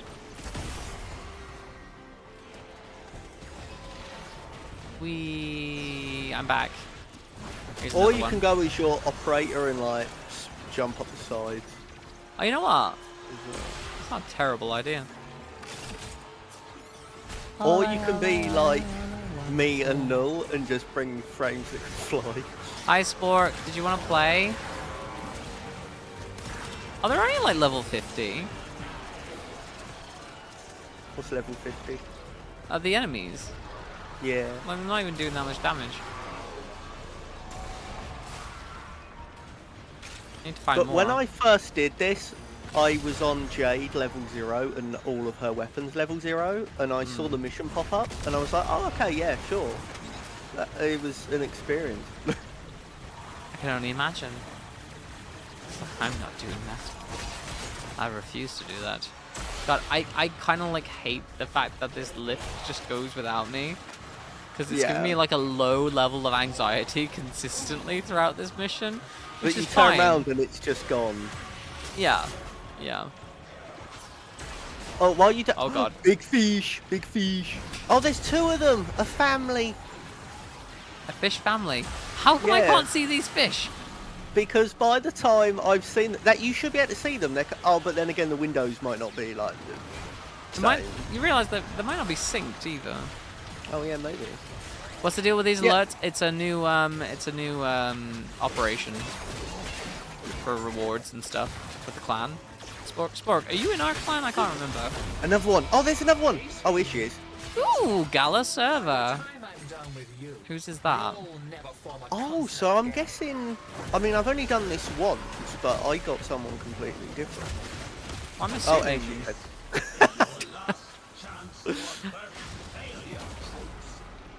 Oh, it's Pavo's Granum and his golden hand. Sorry. Oh, the thing's actually got health now, so we have to Defend it. be careful. Yeah. Alright. Oh, wait, is it moving down the corridor? Yeah. God damn. Heidi. Critical failure. We'll get him next time. Can I like? Oh, I thought This maybe mission I has could no find- fail condition, so you can go to a spawning corridor and just farm enemies. The credit drops are insane. You get like 240k in 2 minutes. Nice. I like it. What happens if you bring Hydroid? You get even more. Yeah. Get a Necros in there as well. Yeah. Did you see Sabuchi? Is it Sabuchi? I think it's Sabuchi. There's been people were like complaining that they were using Necros. Really? I was like, do you hate yourself? Like Necros is like was my most used frame for about like 6 years. Like, he's great. Listen, I'm just, you know me, I'm the one true brute, mate. Can you not throw these at the thing anymore? They just bounce Dunno. off. Boing. Whee! Wait, what about if I just move the Jade light over it? Come on. That's not fair. I think like I think if you the Jade move... light's just hurting it now. Yeah, I think if you move the Jade light over it, it should like power it up. You know what I mean? Yeah. It's green. The Jade light's green. Like, it just makes sense. I do love the green in this though. It's very, very cool. Yeah. Run, baby, run! Yay, baby save. There was one thing I was really hoping for with that quest, Yeah. though, that we didn't get. My face when somebody brings a farming friend to a farming mission. Spoiler if you haven't done it, but that bit at the end when you're up here, Yeah. and all seems like, oh no, what's this? I was kind of hoping that Hunhao was just gonna come charging out of the water and just like rip that ship in half. That would have been really cool, actually. Like, Just how to it see him- emerges and just, like, Yeah. paves the way for you, rather than him just sitting in his Yeah. pond. Because, I mean, I feel like even in his state, one ship is like, there's no match. That's for Stalker ship, him. though. True. True. But, like, could have, like, completely just, like, swiped the, Just cut the it ground. in half, and it just like... Hunhao admitted that he's dying. Yeah. Well, I mean, yeah, he's not well, but like, I think he's still more than enough to be able to take on like one ship that's just sitting above the water, if like he got it off guard. Okay, my car is maxed out. Sorry, I'm very tired because I'm sick. Why do I have 2 Aether dies? Okay. Oh, that was because they gave one as like a that was like TennoCon 2. Was it 2 years ago? Or 3 years ago? It was Deimos stuff. Ah, gotcha. Was that 2 years ago? Unique trait. Cantere's blades have a 300% critical chance when they return upon reload. Strike enemies with the returning blades to activate Cantere Chirale, a buff that increases reload speed by 20% for allies. Oh look! They've got like new symbols for like all the damage types. Yeah. That's cute. Spork, I meant like if Hunhao came up and destroyed the Corpus ship that was sitting behind, as it was kind of like... It's being ominous, isn't it, in the background? Awesome. And I feel like all the Corpus would have like lost their cool if their big ship had gotten like cut in half. Alright. How do you feel about doing Steel Path version? Yeah? I mean, it was fairly easy. Although, did we want to get... I can't in? Was access it. Spork that said- I can't start it. Okay, oh. Because I've not made my way that far in Steel Path. So Alright, that means that you might have to do it. Can I can't make you lead it, can I? No, Oh, I you could flexed just it. vote on it though. Okay, good. Yeah. You No, gotta I was head going off. It's first. lovely to Was see it- you. Bye, Darkbreaker. And Was it thanks for being here. Spork that wanted to join? Well, next mission, I imagine. Well, as long as they get in quick, they should hopefully still... Oh win. yeah, you could just join. Spork, do you want to join? Get your ass in here. Get your ass to Mars. All I wanted was a little bread. Bold decision to collect volatile roads despite Parvus Granham's relentless greed for them. Surely you... Wow, seems like I got further to go this time. Escort her roads out of this cave. Alright, Spork says they're in a mission at the moment, though. Ah, okay. Cute. Gordon Karras. That voice anyway. Corpus, these thieves and their renegade. I'm pretty sure I called the person the other hunter in the Metroid trailer today Steinax, and that's the name of a Warframe. Yeah, you did say Steinax. I think it's like it's actually something very close. I think it's like Steinax or something. Not Styanax, but like I think it's something very close like that. Yeah. I don't know anything about Metroid, so I was just like, I didn't question it.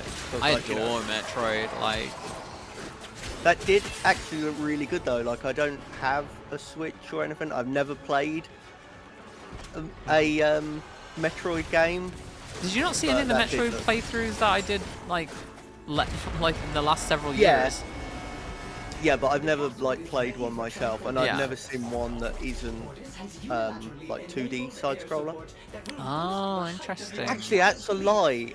I had one of the games on like a Game Boy when I was like 9 years old. And I had You played no idea Hunters. what it You, was about. you played Metro Prime Hunters. Yeah. Yeah, I called it Metro. Metro. Whoop. Music dropped for a second there. I do love the music in this.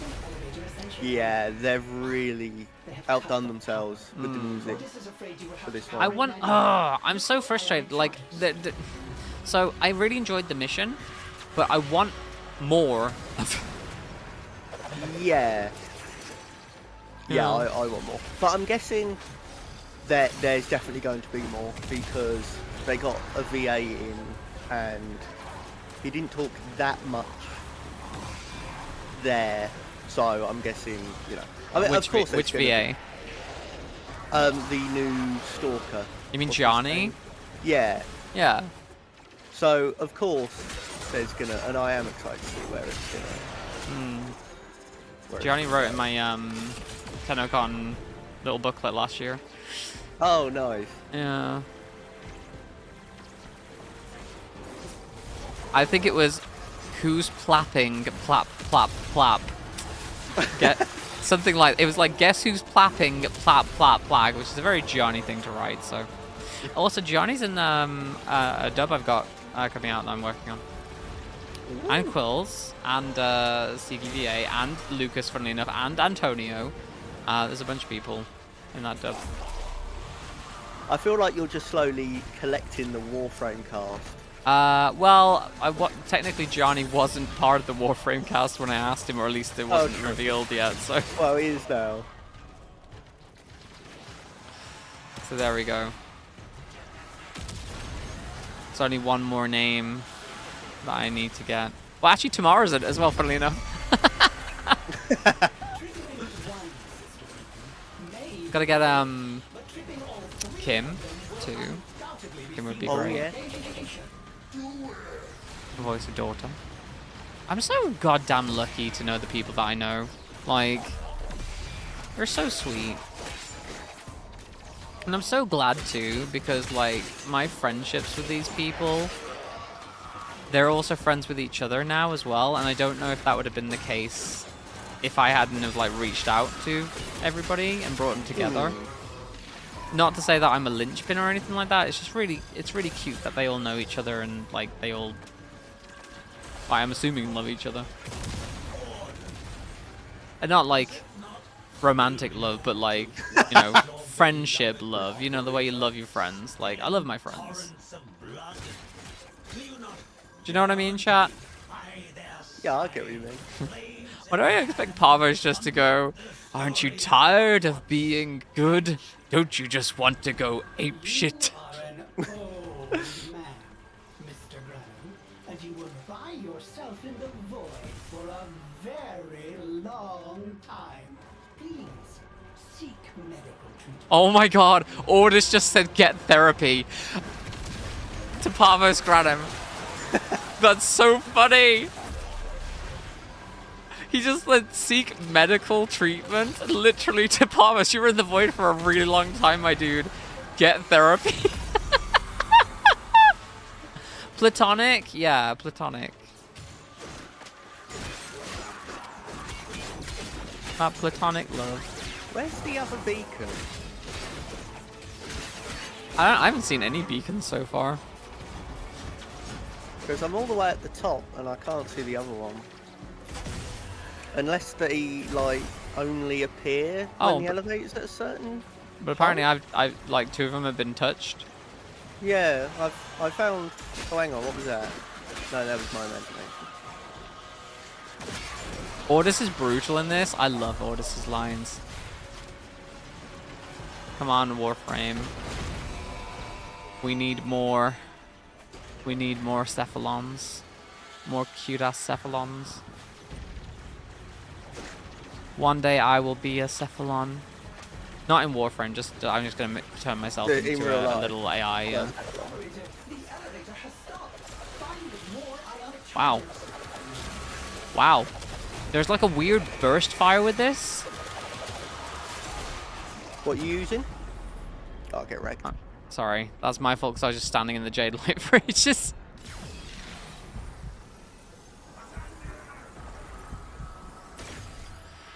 Speaking of getting wrecked.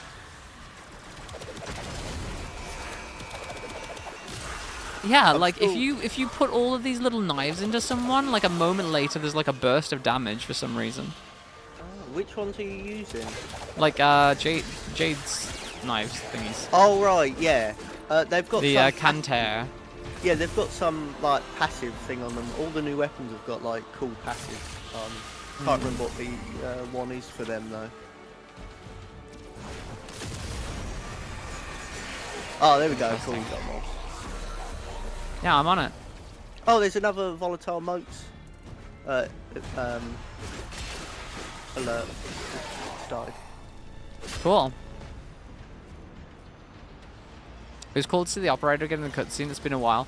Yeah, it was pretty cool. Weird that, like, whenever the communications would come up, though, it literally just said next to it, Miabyte. Like, that kind of took me out of it a little bit. I feel like it should just say Tenno. You know what I mean? Yeah. It's nice that it has your name, but, like, considering I use my online Twitch handle, it's, like, it's a bit weird.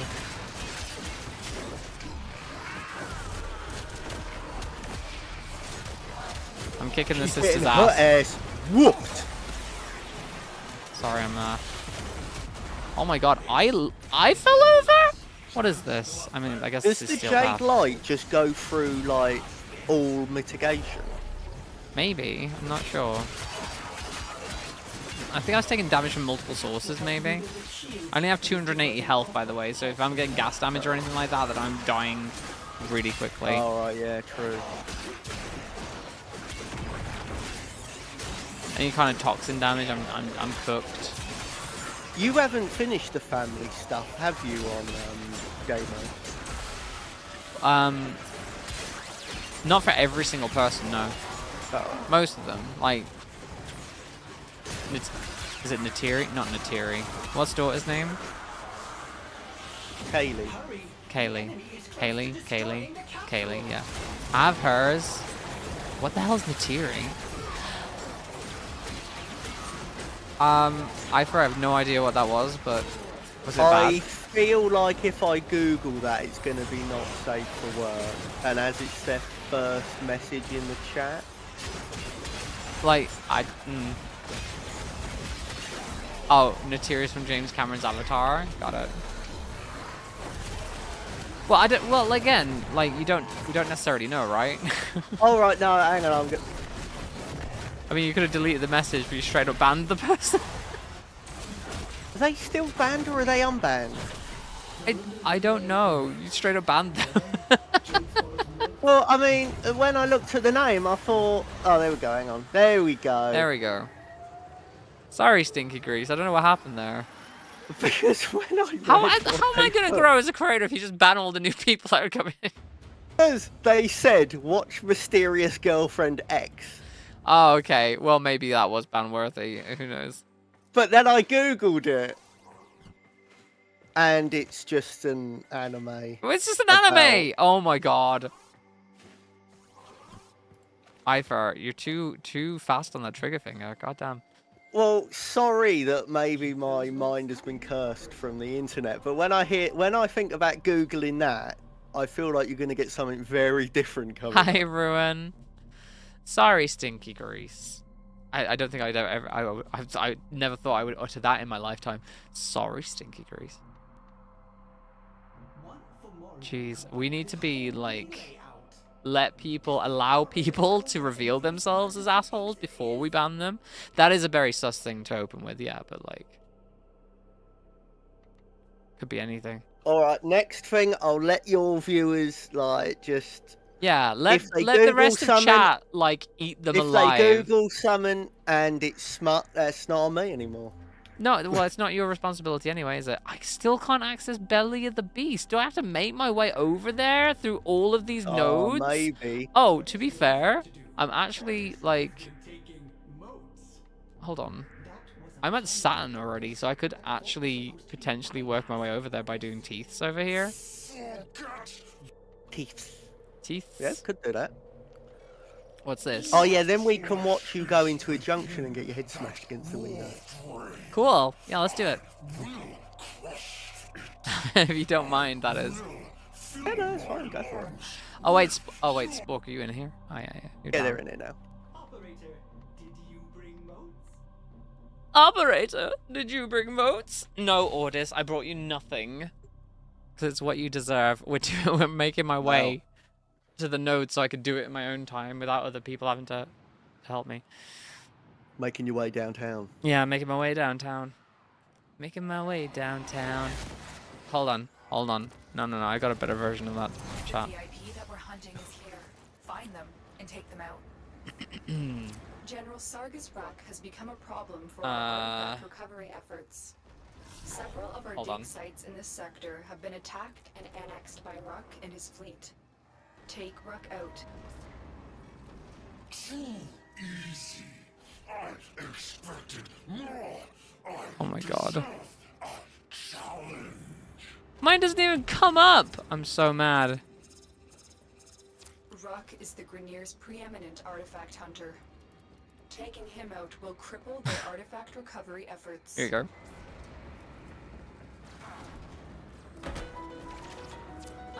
I'm gonna get completely mullered. Making my way downtown, walking fast, faces fast and I'm homebound. Alright, gotta stop this in the second shot. Staring blankly at, just making my way, I'm making my way through the crowd. And I need you. Alright, that's enough of that. I don't want to be absolutely I mean, we're fighting the boss. I don't know what you're doing. destroyed. Wait, am I gonna fall over? I actually might fall over. I'm receiving... Where am I, for starters? I don't know, but everyone ran to the boss. And I can't get it. Oh wait, no, I've got 3 minutes to get to you, but then again, yeah, I mean, yeah. I'm back up. Wait, how... Easy clap. Wait. I'm very confused right now. I've got no energy. That's what's happening. Oh, right. And I don't know how to get past the waypoint to the waypoint. So thanks for defeating the boss for me, everybody. I appreciate it. How do I get there? It's telling me to go down this corridor? I'm coming towards you now. Can you see my new waypoint? Is it downstairs? No. I'm losing my mind here. Which way did you go? I don't know where I am. Oh, there I see. No, oh my god, now it's just extraction. Oh, I'm so mad at myself. Like, that's what I get for trying to be funny. Stay focused. There's a heavy I think you're at spawn. I wasn't at spawn. I was in a freaking corridor where it took me into a corridor and then just stuck me in there. That's not my fault. It's Warframe. Sorry, DE. It's Warframe's awful waypoint system. I mean, it sounds like a skill issue. They fought well. Good dance, all. Thanks for basically just clearing that for me. I was smacking into the ceiling for most of that. No doubt, no doubt. I'm stroking a cat. He's cute. Alright, can I even do this now? Oh, little catty boy. Yeah, a little catty boy. Yeah, you need to do the junction then. Yeah, let's see if I can do this. Game with so many features, impressive how many of them... it's impressive how many of them work most of the time.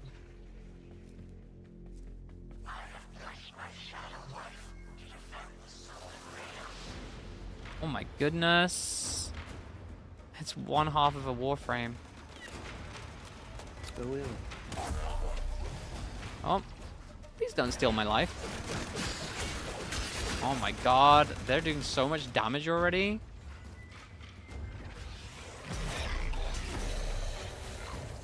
Interesting.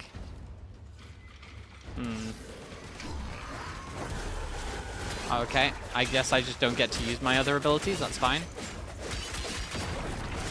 And it's dead. See? It was fine. I just needed to not get hit straight away, so I could set up my defenses. Easy clap. Having junctions feel like Mass Effect relays. What is this? What is this?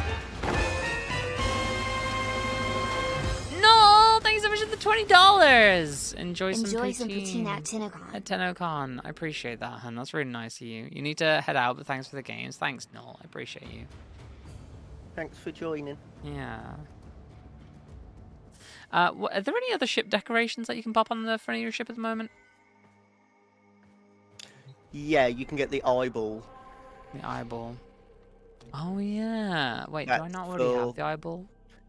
No, that's for completing a that new mode on Deimos, the Anatomica thingy. Ah, yeah. Gotcha. Yeah. You got to do it with, like all the modifiers on. Yeah, get back in the squad if you want to join. Yeah, I'm trying. It's in failed to join session. Hold on. Oh, there we go. There we go. It's working. Oh look, Taylor's on. Invite Taylor into Steel Path. Mastery, Fingies, Focus School, and Eyeball. Oh yeah. How do you get the Focus School one again? You just have to buy all of the upgrades in the Focus School. Yeah, it's like 1 million focus in the shop. Oh yeah, you have to buy it for 1 million focus. Right. Quick exterminate. We're literally just going to be doing Sycorax, Stefano, Desdemona, and then back to... Sounds good. Well, thanks so much for those YouTube subscribe. I appreciate it, Zach. We also have another alert up. Oh? For the volatile thingies. Okay. Well, once I make my way back, it'll be great. Let's kill these enemies real quick.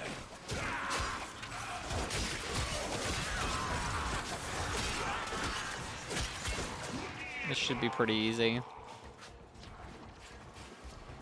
And this is a nice break as well, because, you know, like, doing the same mission over and over again, it gets a little bit boring, you know? I wouldn't know. You wouldn't know? Wait. No. You just like smashing your head against a brick wall? Oh yeah, absolutely. I don't know, there's something kind of like, I really hate grinding, right? I do railjack for fun, I'm built different. That is true. Like, there's, like, I love Warframe. There's so many things in Warframe that I dislike at the same time as well. And I'm happy to let other people do for me. Spy missions. I feel like it's any kind of mission where I have to pay too much attention, you know? I can't just, like, murder things, like, instantly. You're a fan of survival and exterminate. That's your sort of vibe. Yeah, I don't mind defense missions as well. Like, I don't mind, like, doing all, like, the offshoot missions and, like, the one where you have to match up the colors with the things and then defend them. I can't remember what that's called. What's that called? Oh, yeah, demolition. No. Something like that. Disruption, yeah. Disruption missions, I like those. I like most of the Albrecht Labs missions. Those are fun. They're nice. But like, I just can't stand Spy. I can't stand Conservation. And I thought I would love Railjack. Because I've said so often that I thought Railjack was going to be a bit more like Sea of Thieves than it is currently. Yeah. And it just didn't live up to my expectations. Which, you know, that's my... Like, I think I find whenever I get super let down by something, it's because I build it up in my own mind to be something that it's not. Like, I have all these wild ideas of what this thing could be. And I feel like, and again, no offense to DE, but I have to lower my expectations on what is actually achievable in the game. And especially with the amount of, like, man hours they have and the size of the team that actually works on it, you know? A lot of my expectations are unrealistic. I think one of the problems with Railjack for a lot of people, the same problem with Archwing, is that I feel like when you think of good space shooters, you're constantly on the move at full speed. And I feel like if you slow down and you become stationary, then there's something kind of wrong. Like when I think of all the flight games that I've played in the past that I really enjoy, you're always moving really fast and it's hectic, and I feel like maybe that's a bit of an issue. That you don't really do that in Railjack or Archwing, do you? A lot of the time you are a bit more stationary. I think the thing that I like about Warframe as well, like the content that I actually enjoy is the more streamable content. And the more streamable content tends to be content like this, like Exterminate, where you can literally just like button mash your way through it and have conversations. Because it's just like difficult sometimes to keep your eye on chat if you're super deep into a mission. Maybe you're unlucky, but Jade isn't dropping it all for you. What do you mean Jade isn't dropping it all for you, Gemini?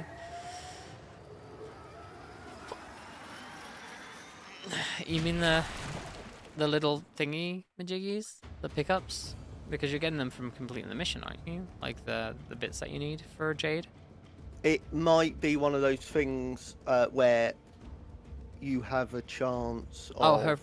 of getting her parts. You know, you can just like buy her parts, right? From Ordis. Yeah, it's quite expensive though, isn't it? It's yeah, one of their, but like it's like if you don't get them while you're playing, it's basically the Final Fantasy 14 system of. It's their pity system. Yeah, it's the pity system. Which I'm very glad that they're starting to do now. Yeah, definitely. Like for something with a 5% drop. I mean, again, that's no different than like freaking farming triple triad cards in 14. Yeah. Like the drop rates on some of those is ridiculous. You know how many times I've done Forden now? Yeah. It's ridiculous. I don't think we've done the defense one either, have we? You mean the alert? Yeah. Well, not with 13 minutes left. Yeah, let's do that then. Yeah. We'll do the extra alerts then before we do anything else. Defense infestation. We'll do. Well, I imagine we can carry on with our steel path after this. Just check on the timers, I suppose. Oh, I don't know if I like the way that the hands go over the Stalker ship. It kind of looks like you're covering up the eyes and you can't see out of it. It's like, no, you're not allowed to. You're not allowed to see. Have you ever watched Bird Box? Bird Box. Yeah, the one with Sandra Bullock in it, where if you see them, you lose your mind or whatever. Yeah. Yeah, I know of that. Oh, have you like watched it? I've seen clips and stuff. Yeah, I know. And then their eyes go all weirdly black and yeah, the white. Hands on some ships remind me of a scene in that film where like somebody's forcibly having their eyes open. And it just reminds me of that, like these hands are on your ship forcibly making you look at things. Is it the pregnant woman? Or somebody else? No, I think it's the old woman. Ah, okay. Because like, wasn't the point in that film that Smoody hated that movie? Really? Tell me more about that. Because like in that movie, the insane people could look at basically what was supposed to be angels. Because like because you'd look at these things that are like biblical angels, lose your mind, like and then commit suicide. Yeah, it's like if you were mentally broken, it didn't have such an effect on you. No, almost. But you'd become like their acolyte and try and open other people's eyes so that they could see them. Yeah. Weird biblical end of days thing. Which I do think. I mean, I feel like it is a movie that I enjoyed. But then again, I also enjoyed Independence Day 2. Yeah, you enjoyed Independence Day 2. You enjoyed that terrible one about Chris Pratt going to the future. Oh no, the Tomorrow War is goated. I won't hear any slander about it. The thing that I'm sorry, the films that you seem to like have the worst exposition in the world. I don't understand. Like, I get so frustrated watching any film that you recommend because they're like, as you know, here's the same information 5 times. You know what? I watched The Acolyte as well, and they do it in that too. Not as bad, but there's expositionary dialogue, which basically is just a rewording as you know. It's like the guy saying, I still blame myself, blah, blah, blah, blah, blah. And like, then the next character goes, but you know it was never your fault. I've told you that so many times. It's like, it's literally just the same expositionary dialogue, just rewording the as you know bullshit. And like, that's the only thing about the Acolyte that was really annoying is the exposition. And the makeup and costumes. Have you seen it yet? What's wrong with the makeup and costumes? Did you see? Do you know the young guy who they try and make look old and he meditates and with his beard. His freaky deaky beard and his terrible old man makeup, like, and the green lady who's just green and there's nothing else what's about wrong her. With the green lady? She's just green. There's not like it's not a very interesting alien design. She's just green with some head like. Looks like her head's been written on with Sharpie. Listen. It's like the earliest alien you can think of, isn't it? Like, you know, a little green man, tall green woman. Listen. I'm enjoying the Acolyte, but some of these decisions are very odd.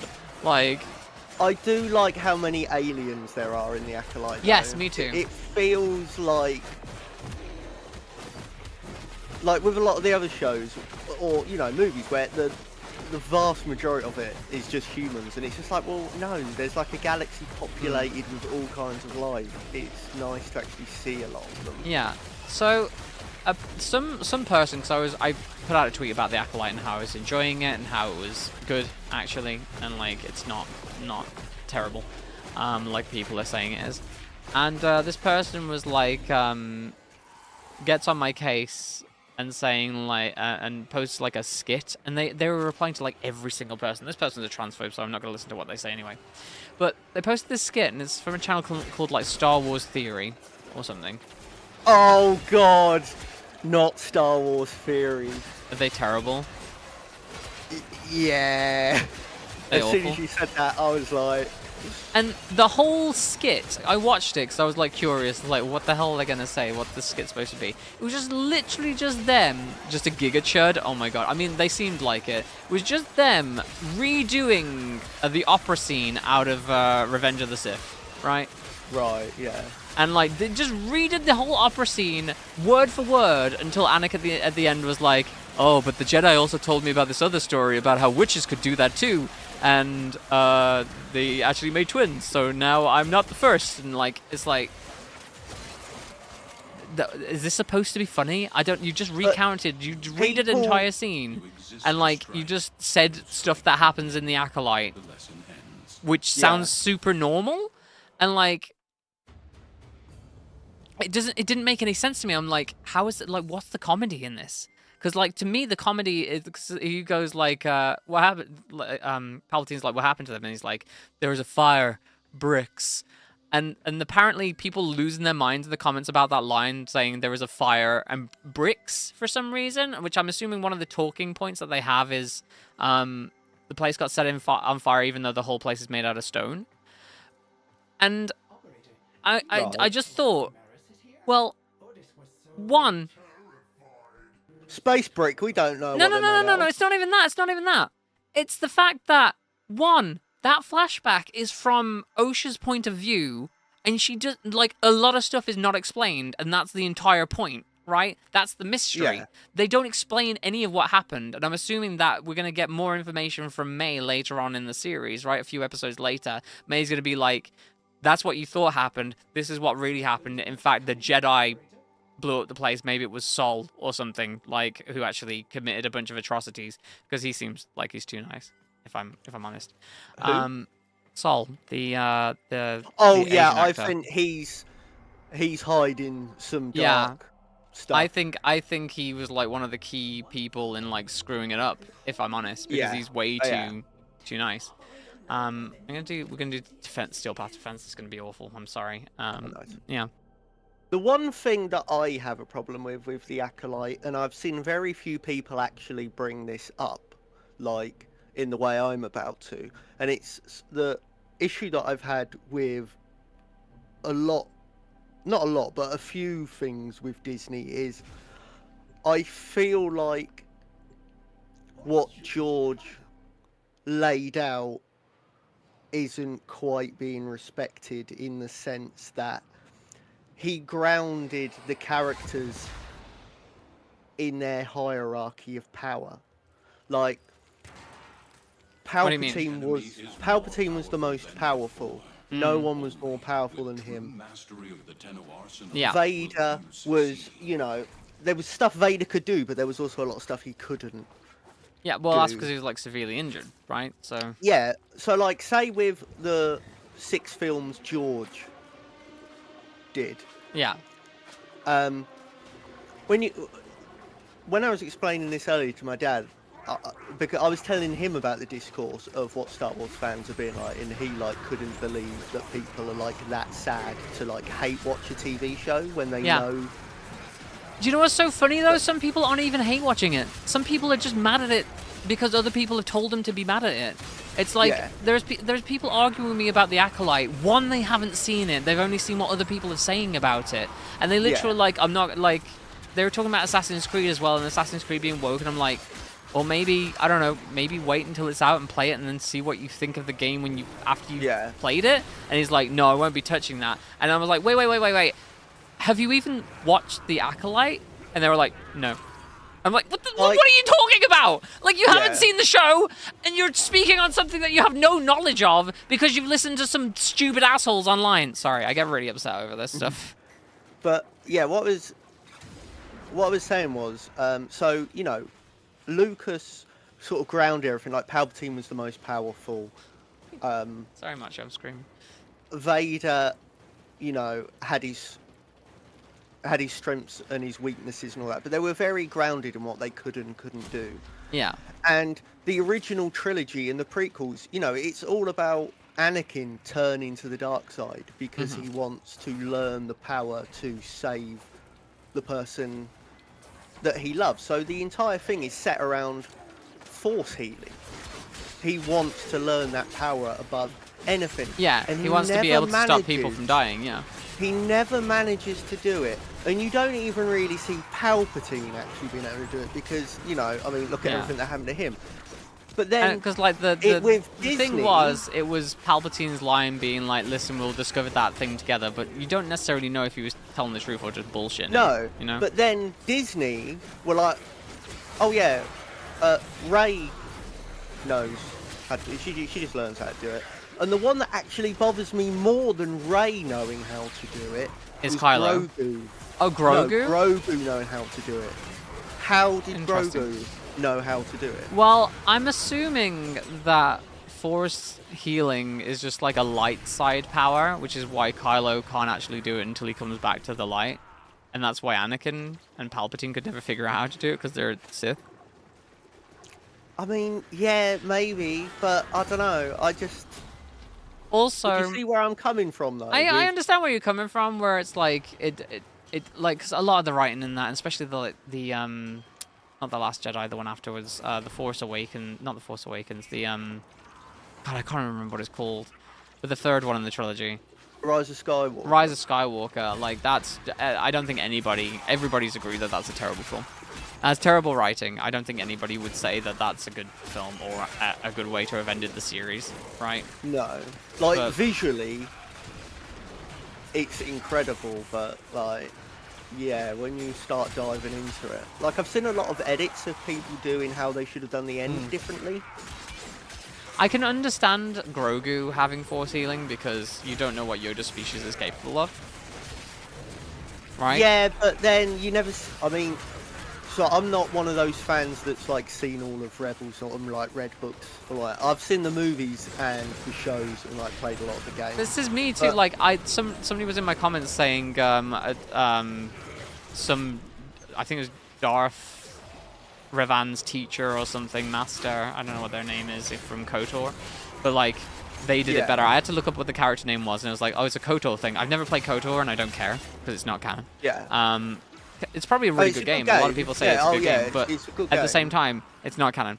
And the guy was using it as like this weird peacocking thing, where it's like, well, I've played this game, so like my opinion is more valid than yours is. Yeah, it's like, I know more than you, so like, my point, it means nothing about like what valid media is, and especially with media criticism. Anyway, back to my initial point, is that And also, somebody said in chat, who was it? Valthios in chat said, if you're not mistaken, bricks is in reference to someone that got crapped on Twitter for saying there wouldn't be bricks and exposed fasteners in space. What? There wouldn't be exposed fasteners in space?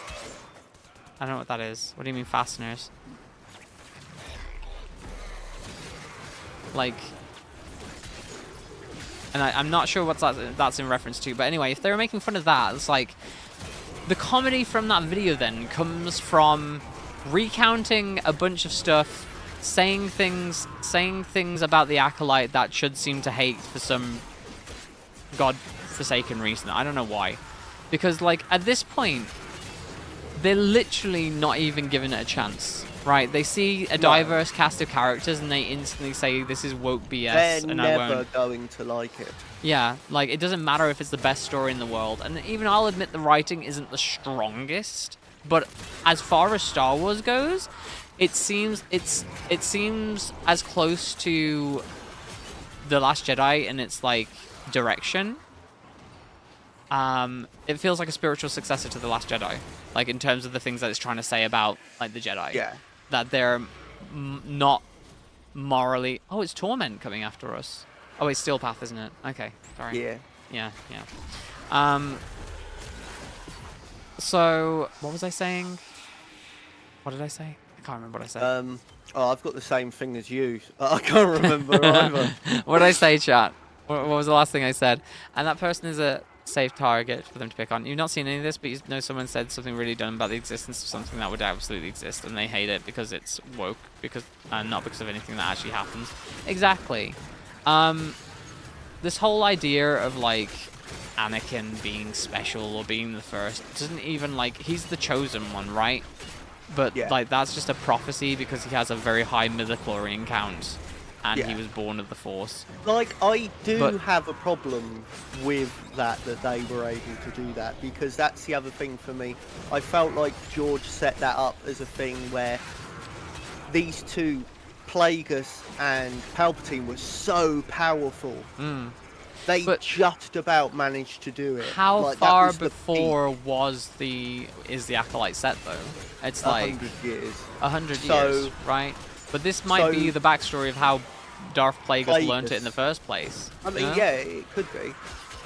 We don't know because it's not over yet, and I feel like it's really stupid to judge media before it's finished. You know what I mean? Yeah. To, like, come to a conclusion and say this is bad because without having all the information. And it's the exact same thing that I was annoyed about, like, these people for, because they're, like, judging something, saying, oh, this is a stupid thing, and it's like, well, one, and there was a fire that burnt down a place that specifically was like made out of, like, mounted or whatever. And it's like, that hasn't been explained yet. It hasn't been explained how everybody dies. And you, me, and everyone in chat knows that if this cult of witches... Oh, we leave. Yeah. If this cult of witches... I'm assuming they're related to the Night Sisters, right? They gotta be. I don't think they are, no. You don't think they are? And I like that even more, because how big the Star Wars galaxy is... Well, that's the thing, too. And the fact that they call the Force the thread, I love that. Yeah, because, like, that goes back to Greek mythology and the Fates and the thread of life and destiny. I think that's really, really look cool. at our one planet, just Earth. And how many belief systems there are. Yeah. And to think that the entire galaxy would be like, yep, that's the Force. Yep, that's what we're calling it. Like, and no. It reinforces this idea that the Jedi are basically just, like, space police. And have got, and have essentially just commandeered, like, how the Force is to be used, right? Yeah. Because they're the ones that are in charge, which is really weird, and it's kind of like dogmatic Christian kind of, like, stuff from the past.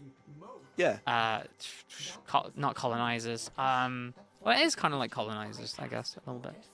Not to mention the simple fact that the witches of Dathomir were called the witches of Dathomir shows that clearly there were other witches. Otherwise, you just say they're the witches. Yeah, and this is the thing as well. It's like they've essentially set all the rules on how the Force is to be used, missionaries, yes, thank you, Derpy Merps.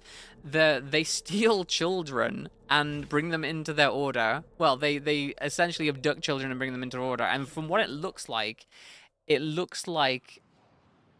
they, the witches weren't necessarily going to let Osha go, so they decided to take matters into their own hands, and some kind of altercation took place that ended with them killing everybody. That's what it feels like it's going to be. Yeah, or is it going to be even worse than that, where their fate was already sealed?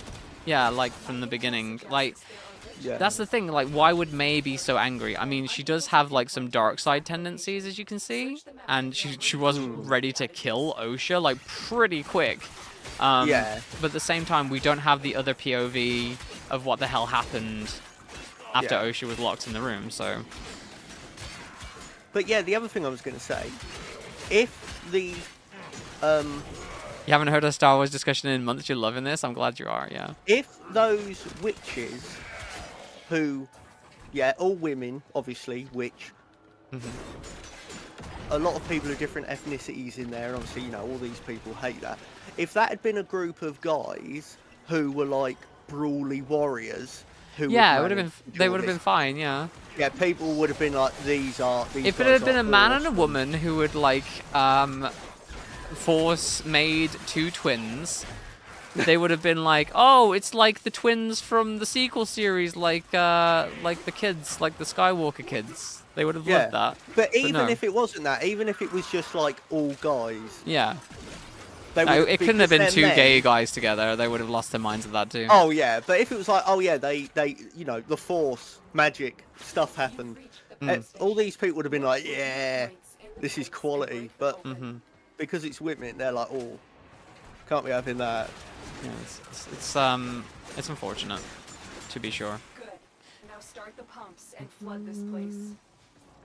There are Grenier domestic drones now. Are they purchasable? Guard the controls. Oh, I kind of hope so. I want to see them. Yeah. And like here, the idea that the Jedi, which was started in The Last Jedi. I mean, it wasn't even started in The Last Jedi. It was like brought up in the prequels that the Jedi are in an ineffective peacekeeping unit who had like a monopoly on the Force, right? Is literally inferred, like if you think about the prequels long enough, like for more than 5 seconds, and actually look at it like a little deeper and have any form of media literacy, like it makes sense for the Jedi to be completely inept, because like Luke says in The Last Jedi, at the height of their power they let like a Sith take over. Yeah. Right? And so it's this whole idea of going with Greys. Hi, Willow. How you doing? We're talking about Star Wars spoilers, by the way, for the new Acolyte series. Kathleen Kennedy is the worst thing to happen to any franchise, Edwin. I think you should open your mind a little bit more. Again, people... I think this is interesting what's being done with it. Some of Disney Star Wars I'm not a massive fan of, but, like, this whole idea that it's a bit more morally ambiguous than, like, Jedi are good, Sith are bad, is so much more interesting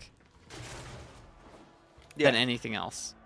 Now, you can talk about, like, maybe it's not executed in the best way, but the themes that they're going for is a lot cooler than just your standard Star Wars fare.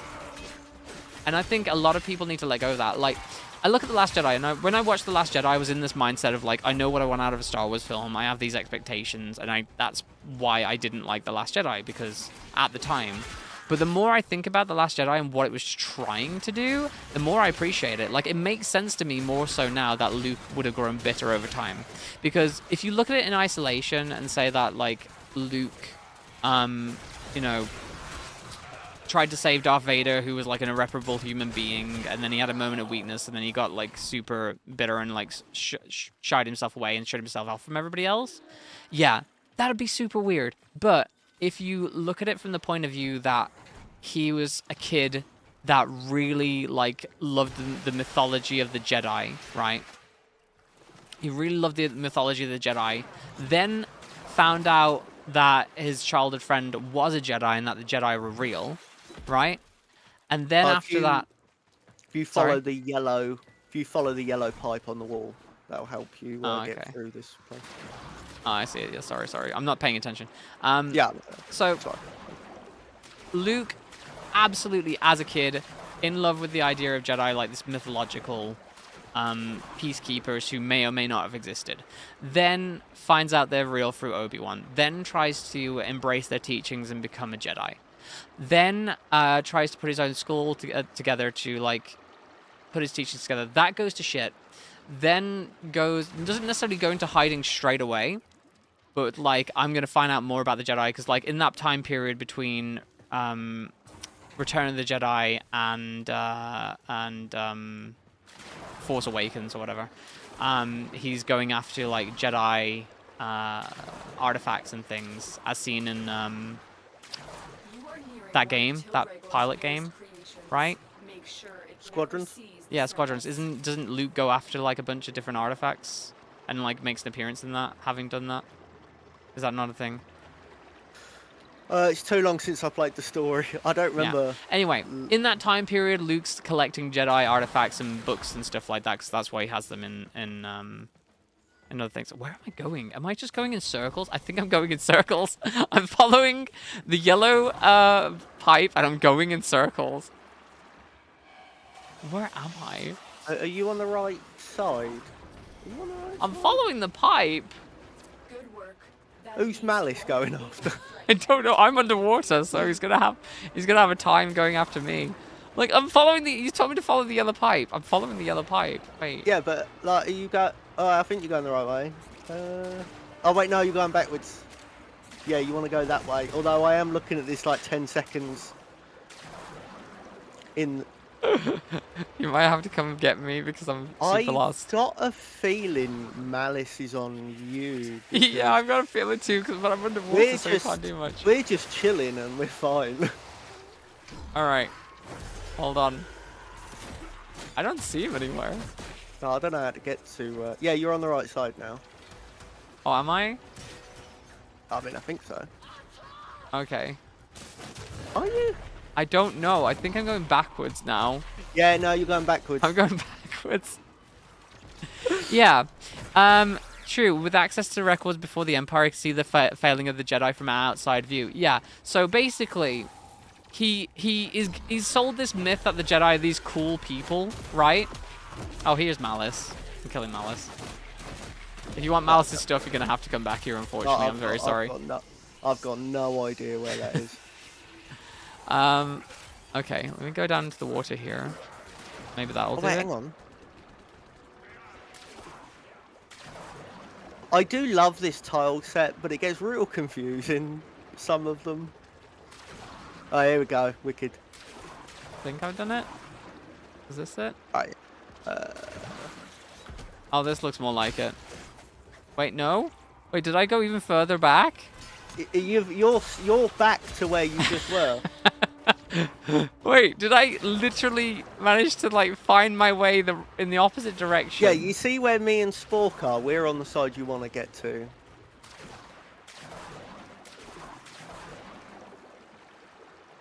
So I want to go up at some point. Wait. Yeah, keep following that until it starts going up, and then follow it. Yeah, there, and then just go up. Wait. Hold on. I think I missed it. Yeah. Okay, where the big bubbles are. Yeah. Okay, I see it.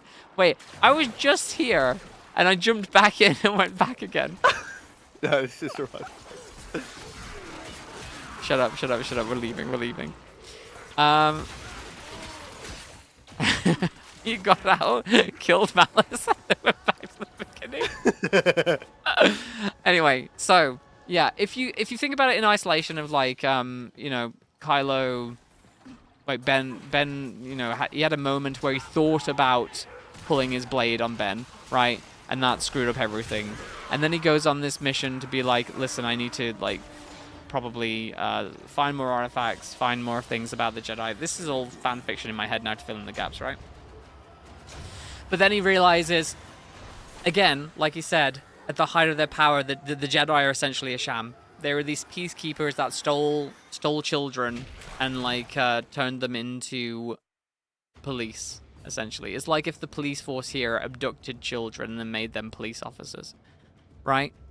So it's very reasonable to believe that he found out that the Jedi were a sham, and something that he'd based his whole life around to, like, you know, build their teachings or whatever, and failed completely at that. If I had failed that much, I would probably do the exact same thing Luke did and cut myself off from everybody and be like, listen, I'm not worthy of anything. Just go and live on an island. I'm going to live here because I completely fucked up. I tried to do good in the world and I ended up bringing back the Empire, you know? Because that's essentially what he did. He essentially brought back the Empire after defeating it. Like, yeah. And had his whole foundation of his belief system destroyed. So it makes sense that he would become that bitter. And I think thinking about it from that point of view makes a lot more sense than just, like, he had a momentary lapse of judgment and, like, lost a kid. I think it's just, you got to think about it as his whole belief system being destroyed rather than just that. Because that makes sense. I was the same, Spork. When I was in the cinema watching it, I was like, this is incredible. Up until about the last half hour. I think visually, it's really cool. Like I was blown away when Palpatine did his Storm. The Last Jedi, not Rise, not Skywalker. Oh, well, that film. What did you think of The Last Jedi when that came out? I may have uttered F off a couple of times watching that. Yeah. Okay. I think you're weird because you liked The Last Jedi when you first saw it, but slowly more and more. I feel like this hate against Kathleen Kennedy is so weird because, like, Kathleen Kennedy wasn't she involved? She's been involved in the prequels. She was like been involved in a lot of stuff. A lot of successful movies have had like a Kathleen Kennedy producing. It's not necessarily about that. It's just that she's an easy cop out to say this is the one person that's ruining everything, rather than it being what it really is, and it's a confluence of different creatives working together, you know, and them not having a bloody plan for the Star Wars sequel trilogy as well. That's the worst thing about the Star Wars sequel trilogy, is that they didn't have a goddamn plan. And the other thing as well, now, because we went into that territory where a lot of the EU stuff was, and Disney have made their own stuff. Now all of these fans look back at the Legends, as it's now called, through rose-tinted glasses, like it would have been the pinnacle of Star Wars. Like it would have been the greatest thing ever put to screen. Yeah. When in reality, it wouldn't have been. And when we look at what George was going to do if he ever made those movies, and people see that and think this would have been incredible. This would have been like the greatest movies ever made. George invented Jar Jar Binks. Like, come on. Like, the only reason that Empire and Return of the Jedi were as good as they were is because George didn't have 100% creative control. Like, there were literally other people that were holding him back. The prequels are only as weird as they were is because George had pretty much final say on everything, and people were yes-manning him. You know what I mean? And I mean, it would have been cool to just see what his sequels would have been like, as he wanted to like explore the wills and stuff like that. Like, it would have been interesting to see like where he went with it, but that isn't going to happen. And anyway, here's the thing. I think, and like, I have my problems with Dave Filoni, right? I like some of his stuff, and I think a lot of it is too inherent on nostalgia baiting and, oh, look, this character just showed up, you know? I don't like that stuff. I don't like the whole, here's this character that you remember. Like, I hate that. Like, if I'm completely honest, I think the Book of Boba Fett was worse than The Acolyte. Oh, yeah, no, totally. The Book of Boba Fett was bloody awful. Like, it was amazing seeing Boba and the ship that is now renamed in it. But I don't think that has anything to do with Kathleen Kennedy, you know? That's literally probably just Dave Filoni, right? Like, nobody's mandating make Boba Fett, like, an not even anti-hero, but, like, a new hero. Like, nobody wanted that. Nobody wanted that. I can agree with that. Like after that series came out, everyone was just like, yeah, all right, what are you doing next? Yeah. Like, I feel like the hype died down for a season 2. It's like, Okay, what else can you show us? Like, some of the stuff with Ahsoka was cool, but, like, again, it's far too heavily reliant on, like, you need to watch Rebels, you need to, like, oh, here's Anakin showing up just for points, you know, like, it's far too going off nostalgia. The best series that we've had for Star Wars so far has been, Andor. Yes. It was a little bit boring in parts, and it was a little bit of a slog to start to get through. But Andor's so good. Yeah, don't you find it strange how Disney seem to really hit their mark when there's no lightsabers involved? Yeah. Here's the thing. And like that Rogue One, even, I'm going to say it, and some people are going to be like, what's wrong with you? But even Solo. I don't know about Solo. Solo, again, was too heavily reliant on... let's explain. Like, it's the Crisis Core problem. Let's explain everything about Han Solo's backstory. For me, I'm like, nice. Like, member berries. Yeah, thank you, Spork. Member berries. Remember Han Solo? Remember, this is how he got the name Han Solo. Because he went to a guy and he was by himself, and so they called him Solo. It's like, it's really stupid stuff like that that, you know, it really impacted my enjoyment. It was one of the greatest scenes in all of Star Wars. Oh, the Solo movie. Well, those scenes where he's fighting with like the stormtroopers, and they're all in like almost World War One-esque gear. Like, that was so good. I'd love to see a movie set there, like in trench warfare in Star Wars. Like, yeah, more bring the wars back to Star Wars. Yeah, yeah, okay. like that was amazing. So my initial point with the Dave Filoni stuff was, Filoni says it best, is that there can be discrepancies in Star Wars stories. It doesn't matter about the canon of Star Wars at the end of the day, because you should look at each Star Wars like thing as its own kind of like story that's being told around a campfire. I think this is absolutely fantastic what he said about this, because he explained it to the actor who plays Darth Maul, the guy from Force Unleashed, that guy. Oh, yeah. He explained it to him. Oh god, what the hell is this? Oh, this is Archwing. No, I don't want to play Archwing. Sam Witwer, yeah, thank you. Thank you, Tony. I mean, we don't have to do this if you don't want. No, we got to do it. We got to do it for the things. So yeah, my point is, you know, I need to feed the baby in a second, but my point is, he said to him, listen, it's okay if there's inconsistencies. Like, in one version of the story being told, Ahsoka had a blue lightsaber, and the other version being told, Ahsoka had a green lightsaber. It's okay for it to be like that, right? Yeah. It's fine for it to be like that, and it's better for if it is like that. And I completely agree with that. I think it's a lot cooler. I heard once, and I don't quote me on this, but I think this was what George Lucas pitched to be the end, like what would happen at the very end of the franchise, like at the end of like his episode 9. Like at the very end, it would jump into the far future, and it would be, I think, R2-D2 telling the story back in that sort of environment. He would be telling the story of Star Wars. And that's why at the start of every film it said in a galaxy, a long time ago in a galaxy far, far away. Because at the very end, it would be one of the droids telling the story in a galaxy far, far away. Yeah, and it's like, the Acolyte, I've watched every episode so far. It's not perfect, by any means. It's not a perfect thing. Again, like, I have my issues with some of the expositionary dialogue. I have my issues with some of the writing in general, and like the costuming that the choices that they've decided to go for. But as it stands, I'm enjoying the Acolyte far more than I enjoyed Ahsoka, far more than I've enjoyed the Book of Boba Fett, far more than I enjoyed the last Mandalorian series. Like, yeah. I really like how they're portraying the Jedi when there's that many Jedi. It's really interesting to see them acting, you know, a bit like detectives. And the fact that it's a cop show.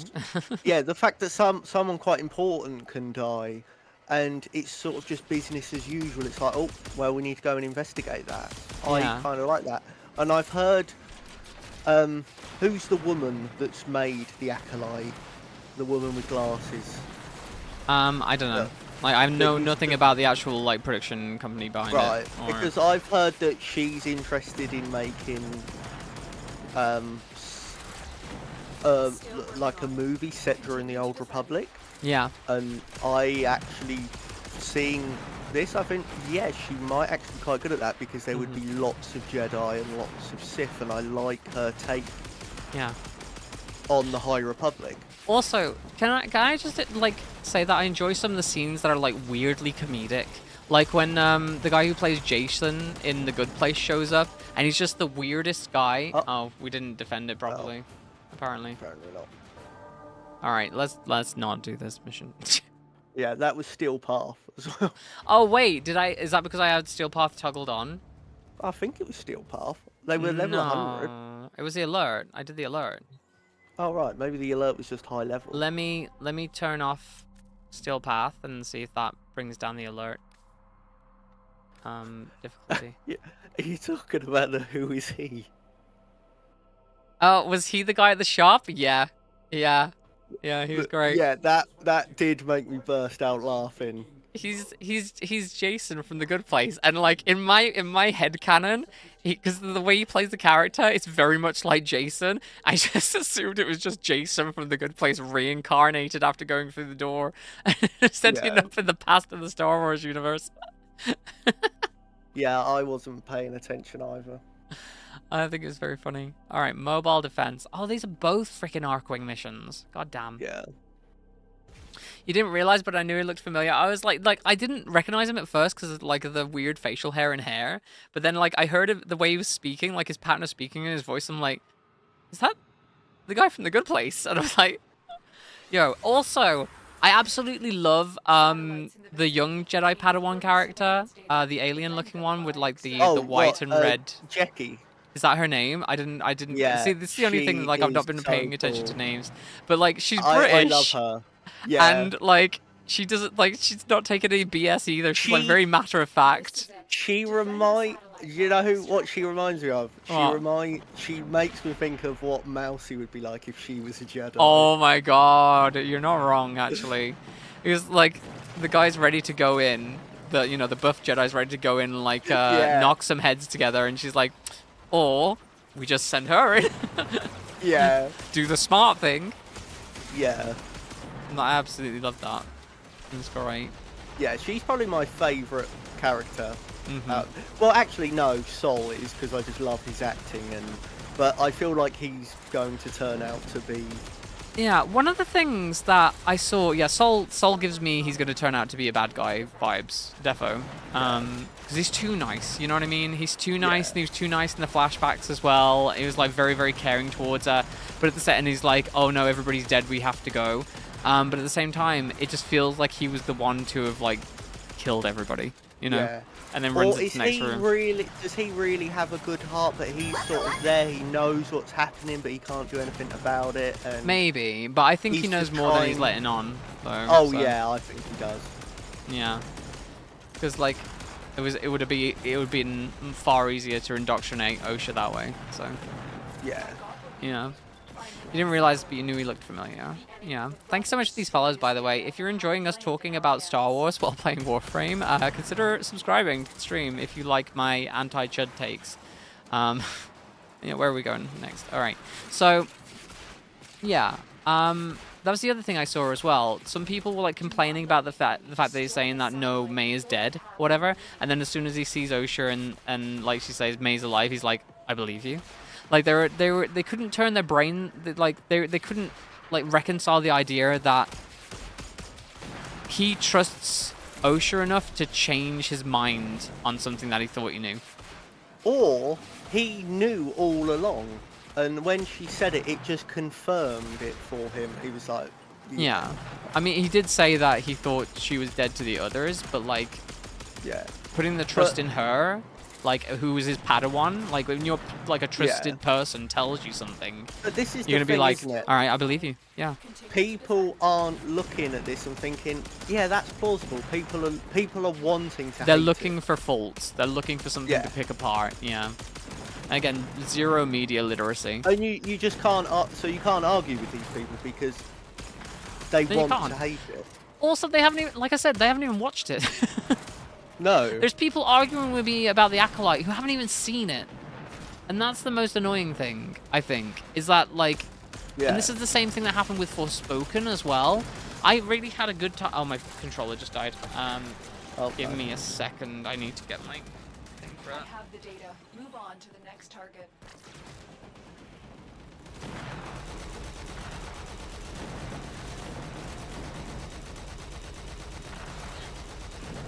Sorry.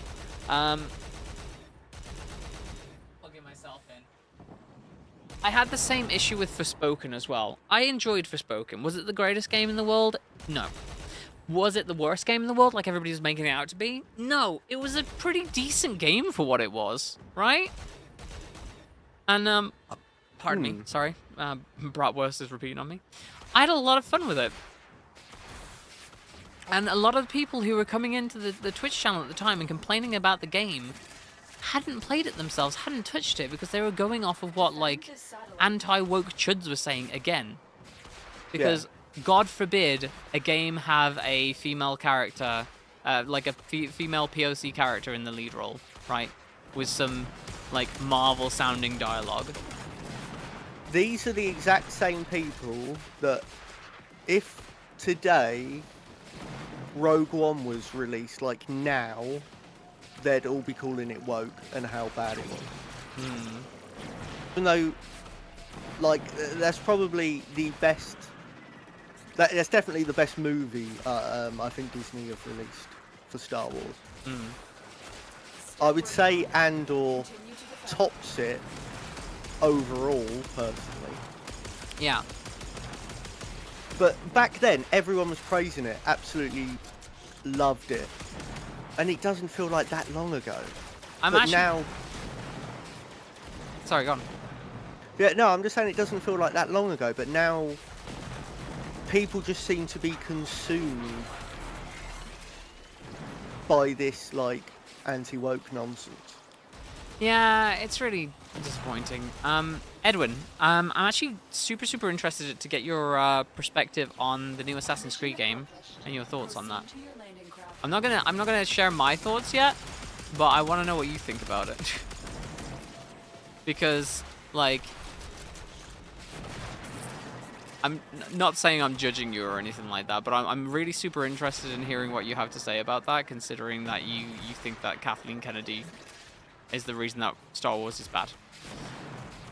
And again, no judgments. I'm just interested to hear your take. Like, do you have a take on Assassin's Creed, the new one?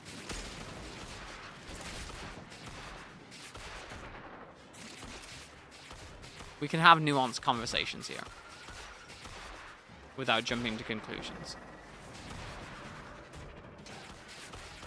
But I do think the idea that Kathleen Kennedy is the thing that's ruining Star Wars media is not. I don't think that holds water, because she's one part of a big group of creatives that are working on this one thing, right? And a lot of the time aren't even communicating with each other. That was the problem with the sequel trilogy. Nobody spoke to each other. People working on different projects. There was no plan, and so it went all over the place. Plus, I really think what they did with what's the name of the last movie again? It's Rise of Skywalker. Yeah. Is that actually what it's called? Yeah, The Rise of Skywalker. That's such a bad name. Jesus Christ, it's such a terrible name. Like, Rise of Skywalker, right? The way that they pivoted to try and undo everything that happened in The Last Jedi. Like, I know The Last Jedi wasn't necessarily the direction that J. Abrams wanted to go with that, but they should have lent into it, you know? They should have lent into that, because everything they did in Rise of Skywalker was like a pivot, like a 180-degree turn on trying to undo everything that the Last Jedi did. And I think it just ruined everything all around. Like, it could have been so much more interesting. Yeah, because it felt like The Force Awakens was going one way, and then The Last Jedi pivoted somewhere completely different, and then the Rise of Skywalker pivoted it again. It just... It did feel like they didn't know what they wanted to do with the sequel trilogy, which I don't know. Maybe this is why I'm not like a movie producer, but I feel like the bare minimum is to like have it jotted down where you want this trilogy to go. I really think that like Western media fans are the most brain dead kinds of people when it comes to media literacy. And I include myself and like the whole country in that, because it feels like we're the only kind of like Hollywood, for instance. Years and years of Hollywood, I feel, have like destroyed people's idea of what morality is, because usually in stories you have good guys and you have bad guys, right? And the good guys win, right? Whereas in reality, life isn't like that. You don't just have good guys and you have bad guys, because everything is shades of grey, right? And I find a lot of the time in Eastern media, like in a lot of Eastern depictions of like antagonists and protagonists, like there is good and bad to both sides. Especially you find that a lot in anime, is that like the villains are usually very redeemable, you know? Like in Final Fantasy VII, for instance. Did you watch my Rebirth playthrough? You watched some of it, right? Yeah. So you notice how Shinra keeps popping up again and again and again. Yeah. And like the Turks aren't presented as like evil people, even though they've done evil things, but they're presented as just like buddies throughout some of the thing. And like by the end of the original Final Fantasy VII, you kind of like end on like equal terms, realizing that you know, they're not bad people, they're just doing what they were paid to do, like hired mercenaries. And you don't find that a lot in like Western like movies and stuff, whereas like there's people on the other side that aren't, because usually they're, a lot of the time they're irredeemable, right? If they're bad guys, they're bad guys, and that's it. Yeah, like, you know, it's like the whole Han shot first thing. It's like Han wasn't a nice person. And I feel like that's an important character to show, that, you know, he has a lot of charm, he's a lovable character, but he's not a very nice person. He's nice to these people in the story because they become his close friends, but overall he's not a nice person. Have you seen Kip and the Age of the Wonder Beasts? I've not seen Kip and the Age of the Wonder Beasts. I'm not really sure what that is. I feel like a lot of it goes back to maybe like biblical stories as well. You know, the idea of like good versus evil goes back to like the Bible and biblical stories, whereas like Eastern media is a lot more like spiritualism. Like you think about like where that mythology comes from, is like, yeah, there are spirits in the world, but they're not necessarily evil spirits. Like they're just spirits, and whether or not they're good or bad is depending on how you treat them and how you respect them. You say that, because I did see a video the other day talking about lovable villains. And one of the points that the guy that did the video brought up was how when we think of a villain, the ultimate villain is Satan. And that, from a very young age, that's what you see when you think of a villain. Like, that's the worst of the worst. But yeah, I mean, even so, like Satan was a fallen angel, right? So in a lot of depictions in media, he's represented as somebody that's just has a job to do because he was cast out, and somebody that was pissed off. But what if you're brought up in a culture where that isn't the case, where maybe it's a different religion, and you don't have that from a young age? Yeah. I mean, that's the point, isn't it? It's like with the Western world, that's pretty much, we have good and evil, and I feel like it really skews our idea of morality, because it's not necessarily always about that. It's about there are greys in the world, And considering that Star Wars is something that's based on Eastern media, it's based on like samurai films. Well, it's also based on westerns, but it's based on like samurai films. It's based on this idea of, you know, Japanese movies, that you would think that going with there are good people and there are bad people would be the wrong idea for that, you know? Yeah. And I love seeing the series experiment more with what the original harken back to. Like, I love seeing like visions and like the Sith samurai who travels around like essentially doing good. You know, that was really cool. Yeah, I really like that. I want more things like that to exist.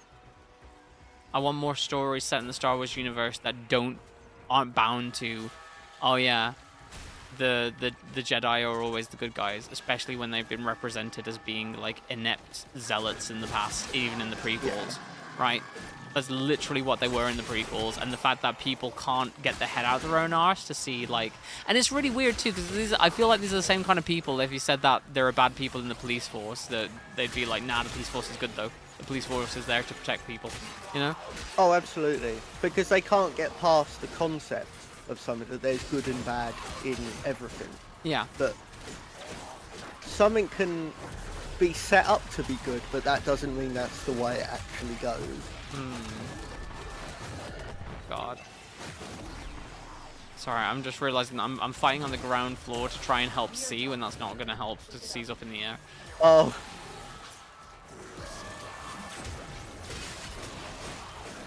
A's going down. All I wanted was a little bread. We need some form of law enforcement, though, in the world, like in a civilized world. Oh, of course, yeah, but we also need checks and balances to make sure it's not filled with the worst awful people that are taking advantage of. Which is the same thing with the government. Yeah, exactly. Yeah. Isn't it? Their power is so much now that they can do and just get away with anything, and they do on a daily basis. I think the problem is that people don't like the idea that there is, like, that fascism exists, and it can seep into, like, different parts of our, you know, our systems if we're not, if we don't pay attention. And that's exactly, I mean, that's how the Nazis rise to power in the first place, right? The rise of fascism was, like, slow and it crept into systems. Yeah, I think there's a lot overnight. Of people think, oh, it can be right there in front of you, but people think, oh no, it's not going to happen, mate. It's not going to happen. And then it does. And it's like, oh, like, I remember, like, before Trump got elected as president, you know, just thinking, oh yeah, but it's not going to happen, though. But it's not going to happen. And then it does. Yeah. It's like, oh, right. I mean, back then when I didn't take things as seriously as I do now, I was like, I thought, oh, it's funny, isn't it? It's funny. Yeah, like what, you know, screw all politicians. Yeah, let Trump get in there. He's not a politician. He might shake it up a little bit. And then realizing the kind of person that Trump actually is, and being like, oh no. Fortunately, I'm British, so I have no control over what happens in the US. So. But like at a time back in 2016 when I was a little bit more, well, I'll say it, I was like centrist, right? Back in 2016, and it took me like 4 years seeing all the bullshit that was happening and surrounding myself with better people to unlearn that, right? I was like this like I would have been one of the anti-woke truths back in the day, is the thing. Like, 8 years ago, I probably would agree with the people who were like pissed off about Star Wars now, because it's so easy to get, like, drawn into that pipeline. Oh, yeah, it is. Yeah. Especially when people are misrepresenting facts and painting the other side as to be, like, bullies who want to control you. Like, that's a very powerful thing, right? If you the thing paint... as well. Sorry, go on. These people can have a lot of charisma. Like, I found myself sometimes watching Trump talk, for instance, you know... And you're watching there, and you realise, oh, I've been watching him like talk for like 20 minutes now, and you know he's talking rubbish, but something keeps you like glued to it because he's got well, maybe not him, but you know, some of these people have that. Well, charisma. he's saying the things that, you know, he's saying the things that they want to hear in order to get them on his side, right? Yeah. Like, a lot of the time, it's like he's saying, at least it began that he was, it's like any grifter, he's saying things in order to sell himself to them. That's the whole point. Like any and grifter. That's the thing, it starts off sensible to an extent. You think, yeah, all right, yeah, I can understand. And that. it slowly then descends the end, into worse stuff the more that his base moves into like weirdness. And then you start blaming the other people as well, the other side, for all of the problems. And it's the same thing here in the UK as well, like what the Tories have tried to do. Like, especially like to trans people. Like, think about that. Like, trans people wasn't a problem until like very recently, and the Tories just decided just before the election, like up to a year before the snap election, they decided to pull. Yeah. It's like, oh yeah, no, yeah, it's a man is a man and a woman is a woman and blah blah blah blah blah blah blah. We're gonna make it about that now because we want to distract you from the fact that we fucked over people for so long. Let's give you another talking point. It's either migrants or trans people. It's all a distraction. The thing is, a lot of people just don't seem to be able to break free of that once they're hooked in. Like, I think it was like last year. I can't remember what the person's name was, but they're very prominently anti-trans. Okay. And they released a film. Matt Walsh? Yeah. Yeah.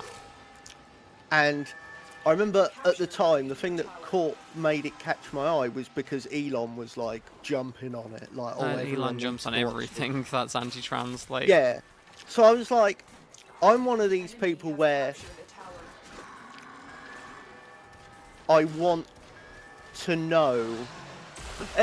What I'm essentially saying is I watched it. And it was that exact same thing. To begin with, they're using that whole, we're just trying to, but you know. We're just asking questions. No, we're just want to have a conversation. Yeah.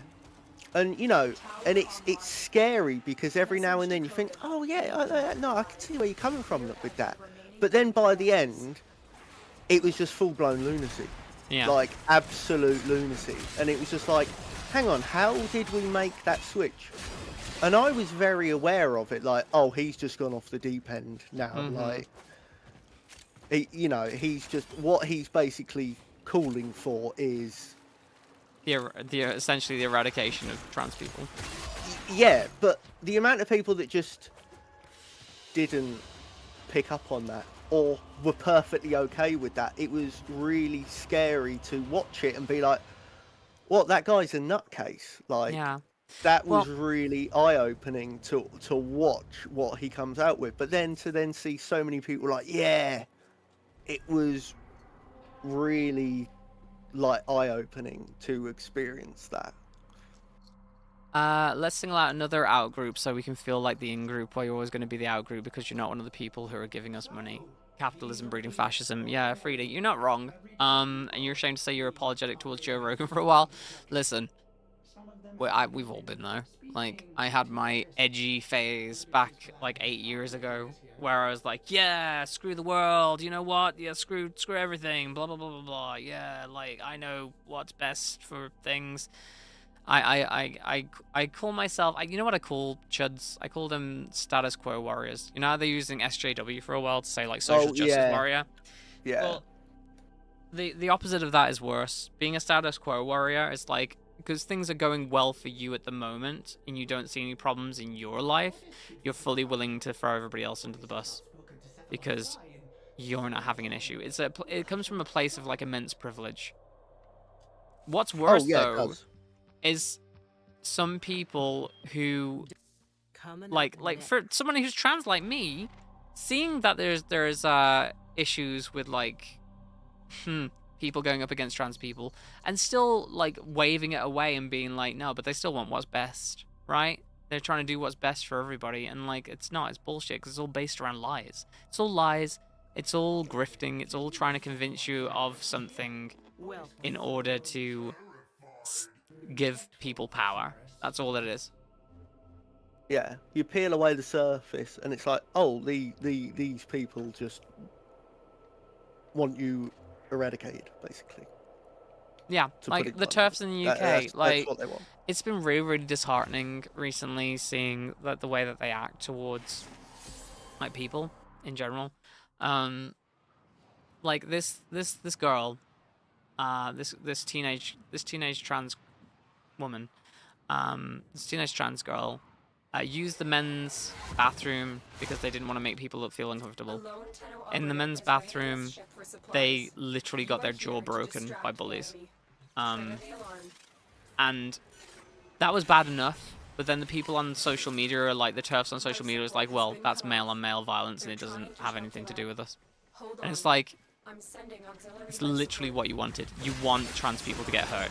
You pretend like you care about kids. You pretend like you care about like human lives, that you want to protect people, but you're absolutely fine with trans people being killed. You're absolutely fine with trans people being murdered, because it was never about protecting kids. It's about getting rid of something that you disapprove of. They don't want trans people to exist. They don't care what happens to trans people. And yeah, and they just keep moving the benchmark back. To begin with, it was, oh, but the children. Yeah. And then it just kept going and going and going. And I have to admit, at one point, I was like, oh yeah, I can see where they're coming from. But then they started moving the goalpost, and I was just like, what? It's predicated on the idea that all trans people are predators, which is fundamentally flawed, as well as like a bigoted view. Because like, yeah, maybe there's some that are, right? Maybe there's some that are, but like there's some percentage of all groups that are predators. Yeah. Literally, like, and we don't do that with any other group. Like, you don't see like a Muslim commit a terror act and then say all Muslims are terrorists. Well, at least not, hopefully not today. I mean, after 9/11, you know, maybe things were different, you know. But on the right, that's not right, obviously, and on the right they do. But like, yeah, that's what I mean. On the right, they think like that. Yeah. But what I'm saying is, like, decent people don't look at an exception to a group and then judge the whole group by it. That's literally that's literally what bigotry is. You know what I mean? Yeah. And it's just, I don't know. Like, if they said that with any other group, if they said stuff that about like black people, if they said that about Jewish people, there would be like so many articles like calling them out on their BS, but because it's trans people, it's fine. Yeah. Look at the tiny little mower. And oh, look at another one. Oh, they're so cute.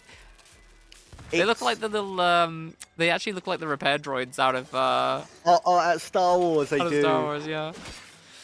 I think it's just that age-old thing that's happened countless times, is the rich and powerful want someone that they can unite everyone against in hating, so that they're not hating the rich and powerful, because they're the real Oh yeah. No, I feel like it's all, and I don't want to go into conspiracy theories here, but it's all so easy, right? Like, it's the Tories, this is exactly what the Tories have been doing, is like get people to fight each other over inane bullshit that doesn't matter, so you don't see what's actually happening.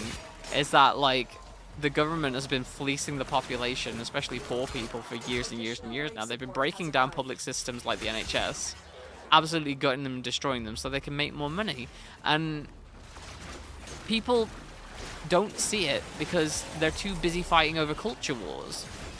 Yeah. That don't matter. Like, it's all a distraction. And it's really upsetting that people don't see it. I think when COVID showed up, there was an increase in assaults in the Asian community. Yeah, exactly. It's like, oh, because this virus started in an Asian country, apparently now it's okay to assault Asian people? Yeah. That doesn't make any sense. Especially when it's our leaders that did, like, it's not the fault of Asia, it's the fault of our goddamn leaders for not protecting us.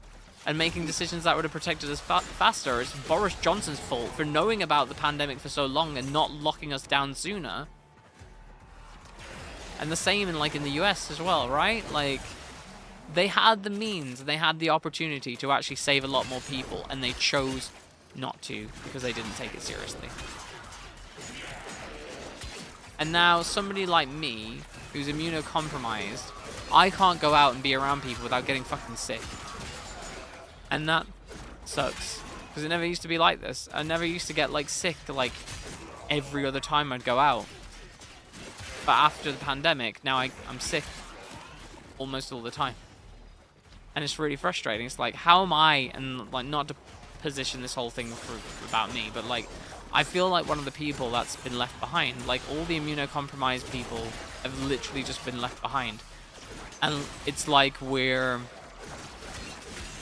can be sacrificed in the name of getting back to normal. Yeah, because no one bothers with masks or social distancing anymore. No. When you are ready, go to extraction. The vast majority of people treat COVID as if it's over now. Thing of the past, doesn't matter anymore. I'm pretty sure I've got COVID right now. I haven't done a test, but it's felt like it, you know? Yeah, the fact that tests are so much more difficult to get a hold of now. It's like, they don't care. Oh, it's Lucas. Oh, we're going to get his little Granum crown. That was an easy Granum pick. He was dead before I got there. Where am I going? This way? This way. I see. And because shutting down means less money, yeah.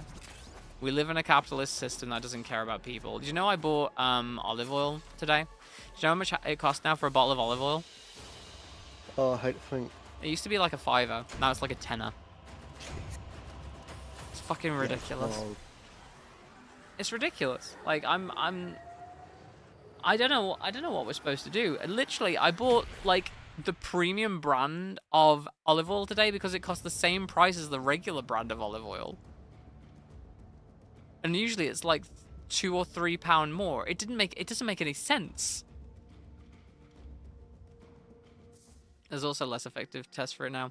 Boris Johnson tried to have this charismatic facade to avoid people seeing him that way, playing up the dopey, clowny, unkempt oddball, while in reality being the epitome. I used to read epitome as epitome because I'd never heard it actually said. I actually didn't realize that epitome and epitome were the same word until really later on in life, which I'm embarrassed about. But yeah, so I used to read epitome as epitome. The epitome of upper echelon general wealth. Yeah, same here. RE epitome.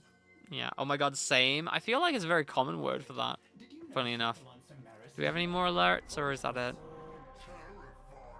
We're out of alerts. All right, we're gonna do one more Uranus mission. We'll do it in Steel Path, and then I think I'm done for the night because it's 10 o'clock now. Yeah, that's fair. We've been on for a while. Getting on a bit. This has been fun though, and these conversations have been fun as well. Yeah. I don't know. I'm just frustrated at the world, I guess. The state of the world. 'Cause it just seems like we could be doing so much more for each other, right? We could have stuff like universal basic income. Yeah, it feels like we're just sleepwalking into chaos. Yeah. And nothing changes. It only gets worse. But where's the profit in that? Again, my politics are always going to be people over profit. It's like all the things that are happening in the gaming industry at the moment.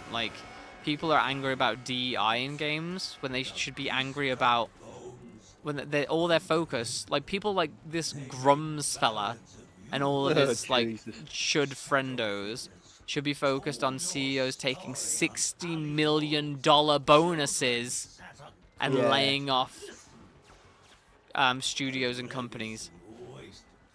That's what's killing games. And then you have this, Sorry, the president of From Software saying that he can't imagine ever laying off any staff. Or like Nintendo. You know Iwata, when Nintendo was having like its bad years after the Wii, when the Wii U came out. During its bad years, Iwata took a pay cut. The president of Nintendo took a pay cut so nobody would have to be fired. That's a real company, right? It feels like you just would not see that in the West. Like no.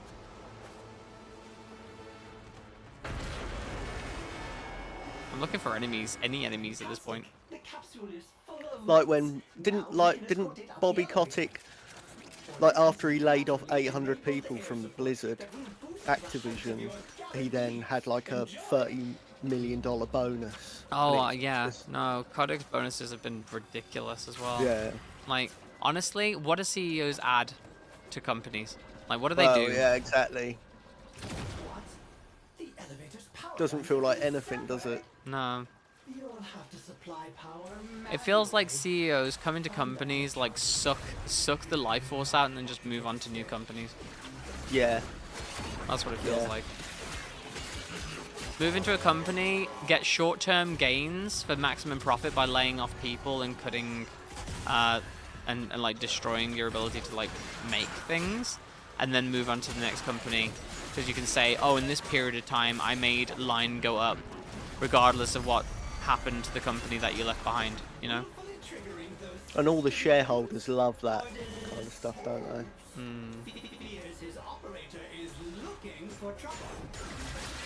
Oh, I'm definitely looking for trouble. You seen me? A lot of C-suite people fail upwards. It's depressing. Yeah.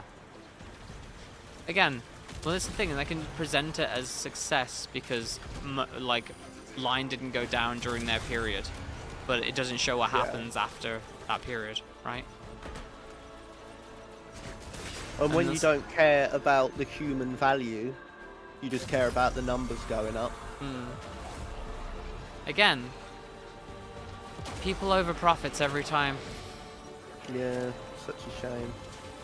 Well, no. Well, I'm saying it should be people over profits every time. Yeah, it should. Yeah.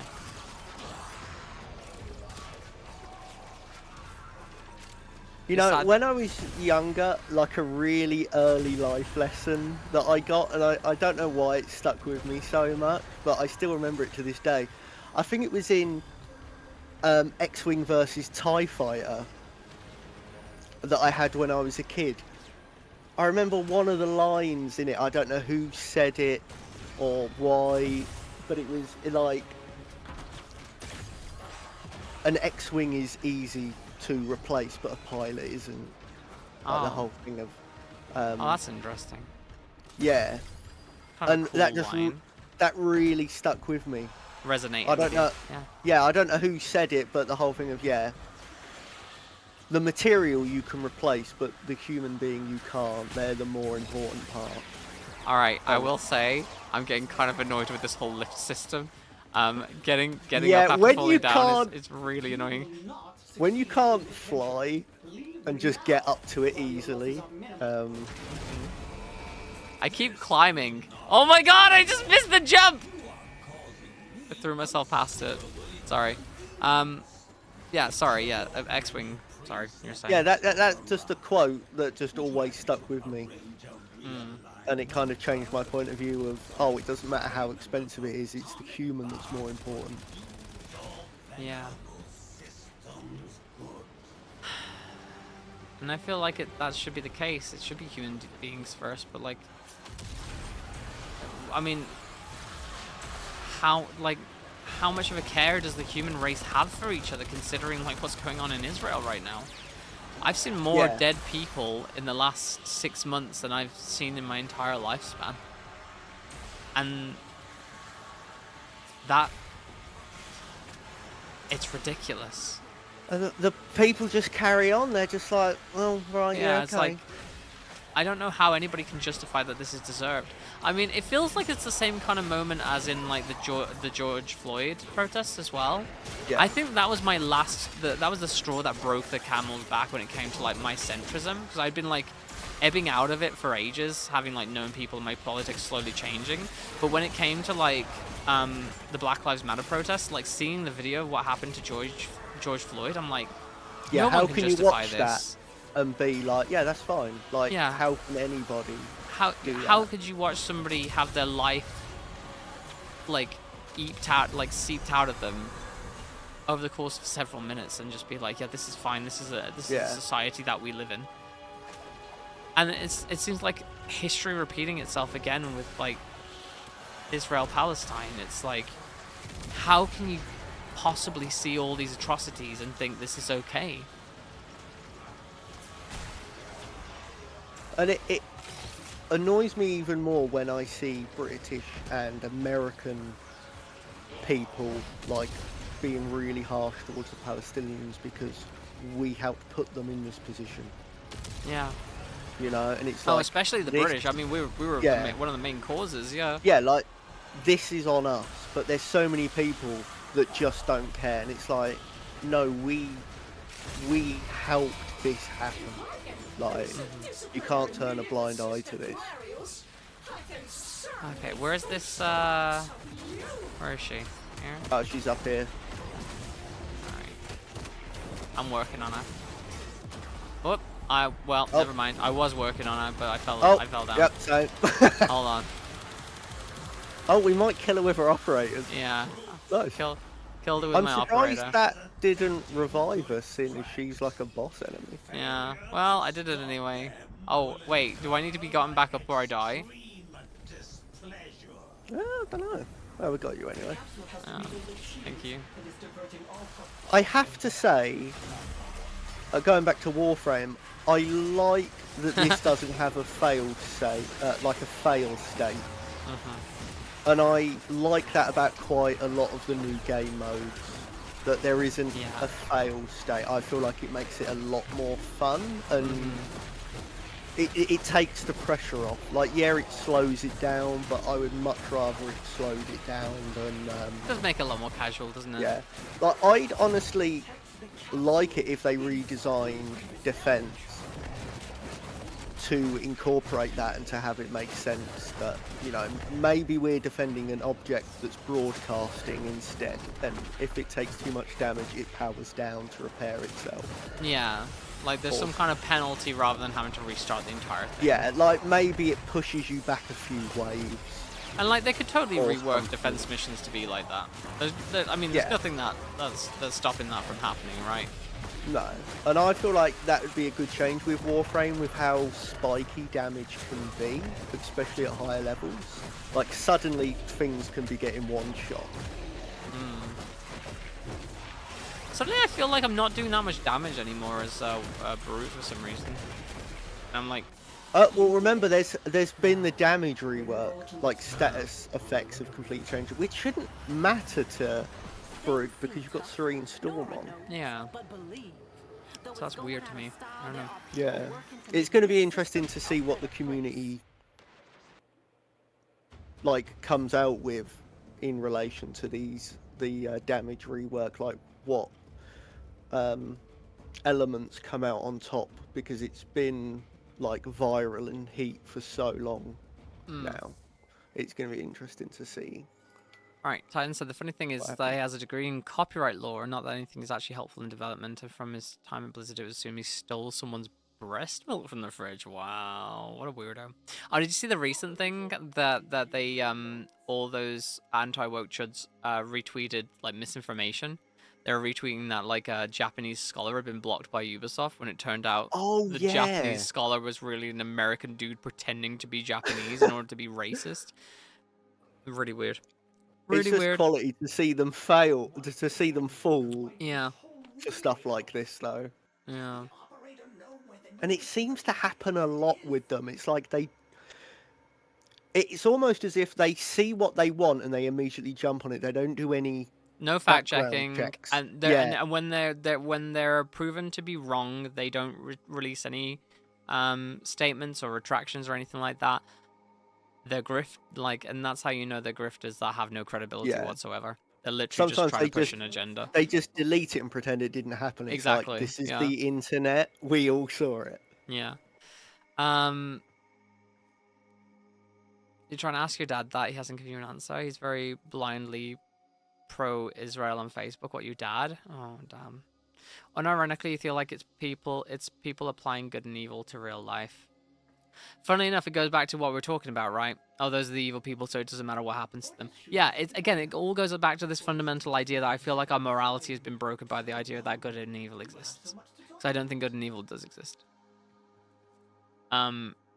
Maybe in some instances, but I don't believe the traditional view of good and evil exists. I believe it's an easy cop-out to justify doing harm on other people. Yeah. You know what I mean? Can there be evil acts? Yes, but the idea of like good and evil people, I don't think that exists. White people love pretending to be Japanese for some reason. Yeah. You might reshare it a second. Like again, and tell me if you think that's weird, but like I feel like this concept of good and evil, it really does a disservice to people. It really does a disservice to us as human beings. Yeah, it's just simplified. I find that's the case with the vast majority of things, like phrases as well. People live by them, even though when you really take a deep look at it, it just all falls apart. So I try not to let phrases have too much power. I should read some feminist theory. I feel like I should read some more philosophy and like theory and stuff like that. I just have I've got ADHD. I have trouble reading even stuff that I'm really super interested in, like Traces of Two Pasts, the Final Fantasy VII book that I was reading. I only done Tifa's part, started Era's part, and then just literally clocked out because one, it's time, and two, it's how interested I am, you know, and being able to concentrate for that long. I'm the exact Give me an same. audiobook, like, easier, right? Yeah. Even with audiobooks, I can find I veer off, and for like the last however long, I just haven't been paying attention to what's been said. I need to cut Machi's nails. They're very sharp. He just stuck his claw on my knee and just like that hurt like hell. And I feel like for so long, especially growing up in, and you know what people were like at school, it always felt like if you didn't enjoy reading, that then meant that you like weren't intelligent, in some capacity. Yeah. There, it's like no, there's something else. There's different reasons for why these things happen. It's never as simple as it's made out to be. I need to get this landing craft skin, the Terra one. It is nice. Yeah, I'll probably get that tomorrow. I've got enough stuff for it at the moment, but yeah. Be aware, chat, sometime this week on the Twitter, I'm going to be starting a Tenocom digital pack giveaway. And it'll just mean you having to follow me, retweeting the tweets, not even liking it. Following, retweeting, and replying with what your favorite Warframe is and why. That's literally all it's going to be to enter into that giveaway. Want? Yeah. And it actually does give you a lot of cool stuff in there, including the Sindana backpack, which I think I have, actually. Yeah, it's really nice. Do you remember the old war, operator? You also get the skin for throwing knives. Yeah, you get the throwing knife skin, too. That Arthur has. And you can replay Whispers in the Walls now, so you can replay as Arthur as much as you want. There you go. Look at that. Ooh, in my colors, actually, that's kind of like, it's kind of really cool. Look how cool that is. That's kind of dope. I mean, it doesn't match this aesthetic at all, but like, I like that. I feel like this would go better on an operator, if I'm honest. Yeah, you can get some really good operator fits with it. I can't remember what I just had on though. What the hell did I just have on? You had one of the Sindana, right? The Prime Sindana for Baruch. It's like a long one with a dangly bit. Yeah, but now I can't remember what it's called. I think it had like the balls on the end though.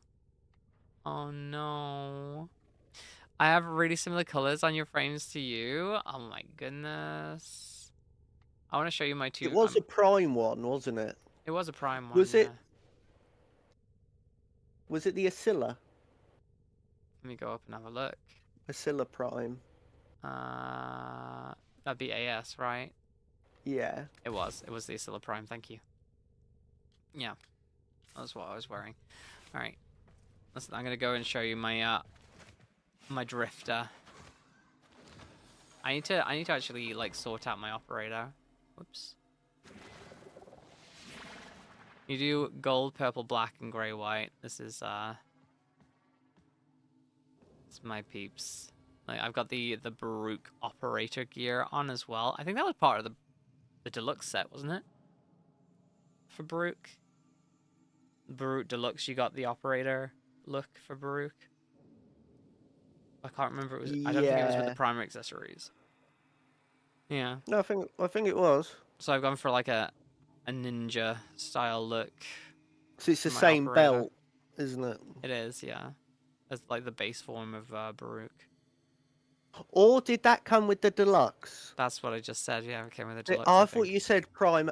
Sorry, I said it wasn't with the primary accessories. Oh right. I for some reason was thinking it was the same as Brute Prime. Let me tell you what I'll do. Let me how do I switch over to my operator again? Oh, over here. Yeah. I need to change the appearance of my operator, considering now. So because they're a little babby. So let's give them wait, can I not give them a Syndana? It's in attachments. Oh, it's in they attachments. can't. Oh wait, can they not?